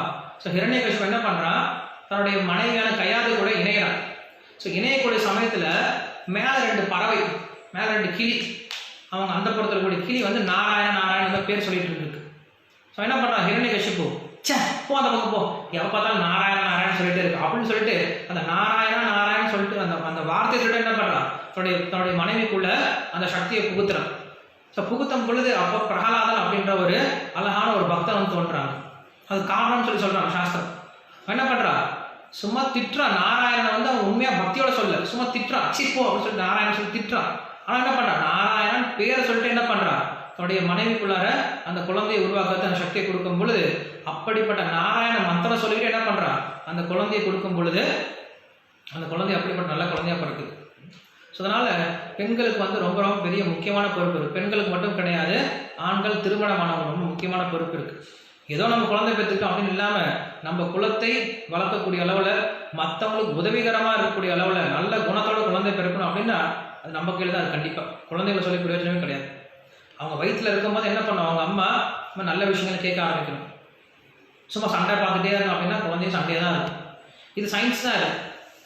இது எப்படி சயின்ஸ் சொல்லி சொல்கிறேன், ஏன்னா பாகவத்தில் நீங்கள் பார்த்தீங்க அப்படின்னா 3வது காண்டம், பாகவத்துடைய 3வது காண்டத்தில் கபிலதேவர் சொல்கிறார், ஒரு குழந்தை எப்படி உருவாகுது, வயிற்றில் கர்ப்பத்தில் ஒரு குழந்தை எப்படி உருவாகுது, ஃபர்ஸ்ட் மாதம் எப்படி இருக்குது, 2வது மாதம் எப்படி இருக்குது, 3வது மாதம் எப்படி இருக்குது, 8வது மாதம் எப்படி இருக்குன்ற வரைக்கும் எல்லாம் க்ளீனாக டிஸ்கிரிப்ஷன் கொடுத்துட்டு வராரு. எப்போ 5-6 வருஷத்துக்கு முன்னாடி. இன்றைக்கி தான் நம்ம என்ன பண்ணுறோம், லேப்ரோஸ்கோப்பி அந்த ஸ்கோப்பி இந்த ஸ்கோப்பி பண்ணி என்ன பண்ணுறோம், ஒரு குழந்தை எப்படி இருக்குது, அந்த குழந்தையோட வளர்ச்சி எப்படி இருக்குன்னு நம்ம இப்போ தான் கற்றுக்கிட்டு இருக்கோம் சயின்ஸை பார்த்து. ஆனால் சயின்ஸ் இல்லாத போது அவங்க என்ன பண்ணியிருக்காங்க, இதை படித்து தெரிஞ்சிருக்காங்க. அப்படின்னு என்ன அர்த்தம், அன்றைக்கி அவங்களுக்கு அந்த சயின்ஸ் தெரிஞ்சிருக்கு, சயின்ஸ் தெரியாமல் கிடையாது. அதனால் அவங்க அப்படி வந்து அந்த மாதிரி குழந்தைங்களாம் அவங்க பெற்றெடுக்க முடியும். அன்றைக்கெலாம் 10 குழந்தைங்க இருப்பாங்க ஒரு வீட்டில், 10 குழந்தைங்க அப்படி இருப்பாங்க, ரொம்ப அமைதியாக இருப்பாங்க, எல்லாரும் வீட்டுக்கு உபயோகமாக இருப்பாங்க, பெற்றவங்க சொல்ல பேச்சு கேட்டுட்டு பெற்றோர்களுக்கு உதவி பண்ணக்கூடிய குழந்தைங்களாக இருப்பாங்க. இன்றைக்கி ஒரு குழந்தை வச்சுட்டு 2 குழந்தை வச்சுட்டு நம்மளால் என்ன பண்ண முடியல, சமாளிக்க முடியல. காரணம் என்னது, நம்மளுடைய குணம் சரியில்லை. நம்முடைய குணங்கள் சரியில்லாத போது குழந்தையோட குணம் அப்படி தான் இருக்கும். ஸோ அதனால் யாராவது பெற போகிறாங்க அப்படின்னா நம்மளுக்கு என்ன பண்ணணும், அவங்களுக்கு எஜுகேட் பண்ணணும் எப்படி குழந்தை பெற்றுக்கணும் அப்படிங்கிறது. வெறுமனே வந்து 2 பேரும் சேர்றது மட்டும் கிடையாது. ஏன்னா ஒரு நாய் கூட குழந்தை பெற்றுக்கும், ஒரே சமயத்தில் நாய் 6 குழந்தை பெற்றுக்கும். ஸோ நாய் கூட நம்ம போட்டி போட்டு பிரயோஜனம் கிடையாது. ஸோ மனிதன் குழந்தையை பெறான் அப்படின்னா நல்ல குணத்தை உடைய அந்த குழந்தையை பெற்றெடுக்கணும். அதுக்கு என்ன பண்ணணும், அவங்க 2 பேரும் விரதம் இருந்து நல்லா தியானம் பண்ணி பகவான்களை தியானம் பண்ணி என்ன பண்ணணும், 2 பேரும் சேரும் பொழுது காமத்தினால சேராமல் நல்ல குழந்தைய எங்களுக்கு கொடுத்து அனுப்பு அப்படின்னு சொல்லிட்டு பகவான்கிட்ட பிரார்த்தனை பண்ணிட்டு அவங்க சேரும் பொழுது என்ன ஆகும், நல்ல குழந்தையா பிறக்கும். ஸோ அப்படிப்பட்ட குழந்தைய என்ன பண்ணும், உலகத்துக்கு பிரயோஜனமான குழந்தையா இருக்கும். இல்லைன்னா நீங்கள் கேள்விப்பட்டிருப்பீங்க, இந்த ஹிரண்யாக்ஷன் ஹிரண்யகசிப்பு அவங்க அப்பா அம்மா என்ன பண்ணுவாங்க, தப்பான சமயத்தில் வந்து இணைவாங்க. ஸோ இணையும் போது இந்த 2 ராஷ்டிரங்கள் வந்து பிறப்பாங்க. இப்போ உலகம் முழுக்க ஒரு அயோக்கியம் இருந்தாவே சமாளிக்கிறது கஷ்டம். உலகம் முழுக்க எல்லா பசங்களும் அயோக்கிய பசங்களாம் பிறந்துட்டாங்க அப்படின்னா உலகம் தாங்கவே தாங்காது. எல்லாரும் அயோக்கிய பசங்க, எல்லாம் திருட்டு பசங்க. ஊருக்குள்ள ஒரு திருட 2 திருடன் இருந்தால் என்ன பண்ண முடியும், அந்த திருடனை தள்ளி விட்டுட்டு ஊரில் அமைதியாக வாழ முடியும். ஊரெல்லாம் திருட்டு பசங்களாக இருந்தால் என்ன பண்ண முடியும், யாரும் அமைதியாக இருக்க முடியும். ஒருத்தன் வெட்டுறது, ஒருத்தன் குத்துறது, இன்னொருத்தன் குழந்தைய கற்பழிக்கிறது அப்படி இருந்துச்சு அப்படின்னா எல்லாம் ஊரெல்லாம் அயோக்கிய பசங்களாக இருந்தாங்கன்னா அரசாங்கம் மட்டும் என்ன பண்ண முடியும், அரசாங்கம் யாரை தண்டிக்க முடியும், அரசாங்கமே அயோக்கிய பசங்களாக மாறிட்டாங்க அப்படின்னா அதுக்கு என்ன காரணம், அடுத்த சந்ததி வரும்போது நல்ல சந்ததிகளாக வரும். ஏதோ நம்மளுக்கு இன்னைக்கு ஓரளவு கொஞ்சம் தெரிஞ்சிருக்கு, கொஞ்சமாக நம்மளுக்கு ஏதோ சம்ஸ்காரம் தெரியுது, ஒரு சில நாலேஜ் இருக்குது, ஏதோ போயிட்டுருக்கு. நம்ம அப்பா அம்மா சொல்கிற பேச்சா கேட்கணும்னு நம்ம சொல்கிறோம். ஆனால் இன்றைக்கி வரவங்க என்ன பண்ணுறது கிடையாது, அப்பா அம்மா சொல்கிற பேச்சை கேட்கணும் அப்படின்ற ஒரு விஷயம் கூட அவங்களுக்கு கிடையாது. அந்த மாதிரி ஒரு எண்ணமும் கிடையாது. நான் ஏன் பேச்சு கேட்கணும் அப்படி தான் கேட்குறாங்க. ஸோ இன்னும் போக போக என்ன ஆகிட்டு இருக்கும், சந்ததிகள் மோசமாக தான் போயிட்டுருக்கும். ஸோ அதனால் என்ன பண்ணுவோம், அவங்களுக்கு இந்த மாதிரி விஷயங்கள்லாம் கேட்கும் பொழுது தான் நல்ல குணங்கள் வர ஆரம்பிக்கும். ஸோ இப்போ நம்ம கிருஷ்ணரை பற்றி பேசிகிட்டு இருக்கோம், மகாபாரதம் பேசிட்டு இருக்கோம், ராமாயணம் பேசிகிட்டு இருக்கோம். ஸோ இதில் படிக்கும்போது நம்ம இந்த மாதிரி எவ்வளோ குணத்தோடு இருந்திருக்காங்க, இவங்க எவ்வளோ கட்டுப்பாடோடு இருந்திருக்காங்க, எவ்வளோ தர்மத்தோடு இருந்தாங்க, எவ்வளோ கஷ்டம் வந்தாலும் எவ்வளோ தர்மத்தை விடாமல் பார்த்துட்டு இருக்காங்க அப்படிங்கிற விஷயத்தை நம்ம கேட்கும் பொழுது நம்மளுக்கு ஒரு ஆசை, நம்மளும் அப்படி இருக்கணும் அப்படின்ட்டு. ஸோ அதனால் நம்ம என்ன பண்ணுறோம், இதெல்லாம் படிச்சுட்டு இருக்கோம். மகாபாரதம், ராமாயணம்லாம் இதெல்லாம் வந்து தேவையில்லாமல் அவங்க எழுதிட்டு போகல, நம்மளுடைய தூய்மைக்காக எழுதிட்டு போயிருக்காங்க. ஸோ அதனால் என்ன பண்ணலாம், கேட்க முயற்சி பண்ணலாம். சரி, நம்ம இது வரைக்கும் பார்த்துருக்கோம். நாளைக்கு நம்ம உண்மையான வனவாசம் போகிற விஷயத்தை நம்ம நாளைக்கு பார்க்கலாம். ஓகேவா? ரொம்ப நன்றி. ஹரே கிருஷ்ணா. கேள்வி கேட்குறீங்களா? சாரதிய தேவிதாஸ், 1 செகண்ட். ஓகே. ஹரே கிருஷ்ணா பிரபு. ஹரே கிருஷ்ணா. பிரபுஜி, உங்களோட ராமாயணம் கிருஷ்ணலீலா அதெல்லாம் என்ன லிங்க் பிரபுஜி? என்னுடைய ஃபேஸ்புக் பேஜில் இருக்கு, வம்சிதாரிதாஸ் அப்படின்றது. ஃபேஸ்புக்லீங்களா? இதெல்லாம் ரெக்கார்டிங் பண்றீங்களா பிரபுஜி? இதெல்லாம் எல்லாமே ஃபேஸ்புக்ல ரெக்கார்டிங் இருக்கு, அதை வேணா டவுன்லோட் பண்ணிக்கலாம். ஓ, ஃபேஸ்புக்ல போனோமா பிரபு? அது டவுன்லோட், அந்த ஆப்பை டவுன்லோட் பண்ணிக்கணுமா? இல்ல, உங்களுடைய நம்பர்ல இருந்து மெசேஜ் பண்ணுங்க, நான் உங்களுக்கு லிங்க் அனுப்பிச்சு விடுறேன் எங்க இருக்குன்னு. உங்க நம்பர் எது பிரபுஜி? உங்க நம்பர் எங்களுக்கு வரலையே. நம்பர் வரலையா? நான் இங்க சாட்ல போடுறேன், நீங்க பாத்துருங்க. இத சொன்னீங்க, நான் கூட இப்ப நோட் பண்ணிக்கிறேன். ஓகே. 96779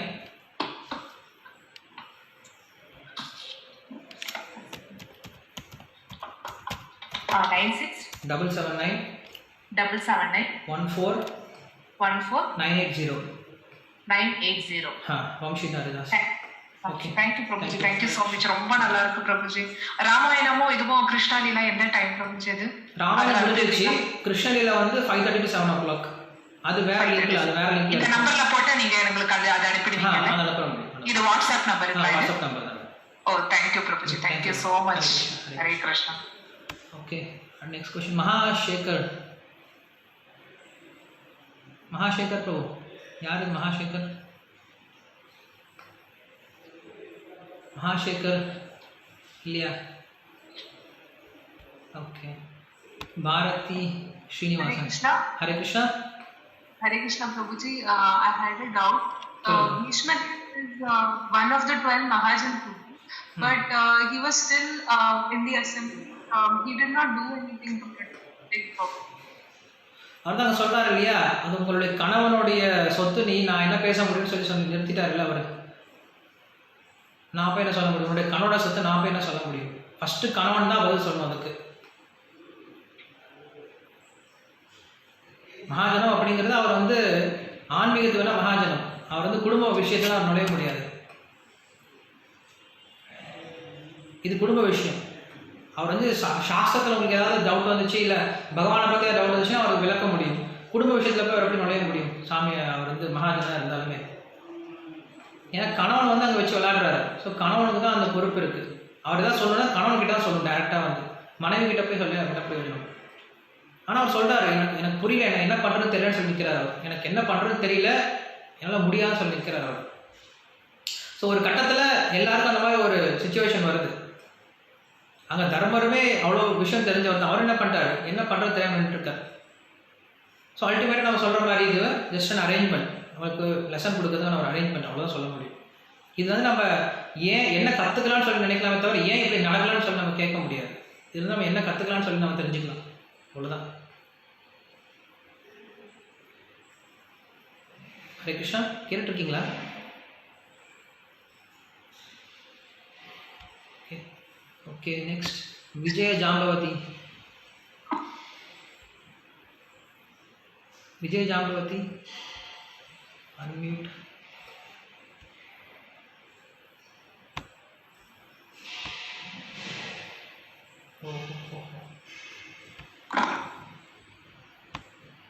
ஹரே கிருஷ்ணா. பிரணாம், சொல்லுங்கம்மா. பிரபு, எனக்கு டவுட் இல்ல, ஒரு ஆசை. நீங்க எனக்கு வந்து பாகவதம் கிளாஸ்ல வந்து துளசி ஆரத்தி பண்ணேன்னு சொல்லிட்டீங்களா?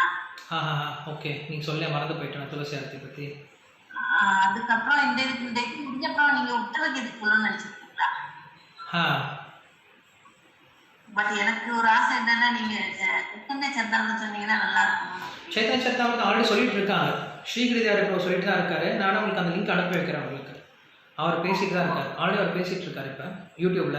ஸோ அதனால அந்த லிங்க் அனுப்புனா நீங்கள் அது கூட கேட்கலாம். யாரும் பேசாத விஷயம் பேசினா தான் பிரயோஜனம் இருக்கும். இல்லை ஒரே விஷயத்த நிறைய பேர் பேசினா நல்லா இருக்கும். சரி, எனக்கு அதெல்லாம் தெரியாது. நான் நீங்க ஸ்டார்ட் பண்ணினா நல்லா இருக்கும் நினைச்சேன். சைத்தன்ய சரிதாமிரதம் செஞ்சுட்டு தான் இருக்காங்க. நீங்கள் எனக்கு மெசேஜ் பண்ணுங்க, அவங்களுக்கு லிங்க் அனுப்பி வைக்கிறேன் எங்கே இருக்குன்னு. Okay okay. வள்ளி வெங்கட், 1969. ஹரே கிருஷ்ணா தண்டார்ப்பணம்.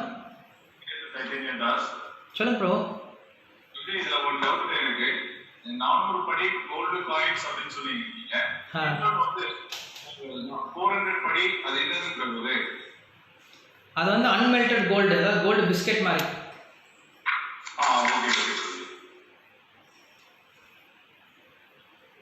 ஓகேவா? Okay Prabhuji, thank you. Okay அனு.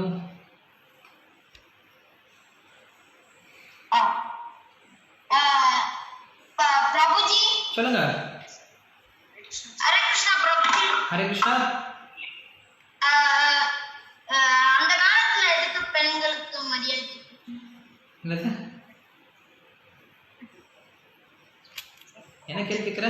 ஹரே கிருஷ்ணா. சொல்லுப்பா, கேக்குதா? இந்த அந்த காலத்துல எதுக்கு பெண்களுக்கு மரியாதை கொடுக்கணும்? எந்த காலத்துல? எந்த காலத்துல பெண்களுக்கு மரியாதை கொடுக்கணும்? எதுக்கு கொடுக்கணும்? ஏன்னா பெண்கள் நமக்கு எல்லாரும் தாய்ன்னு சொல்லி சொல்றாங்க இல்லையா?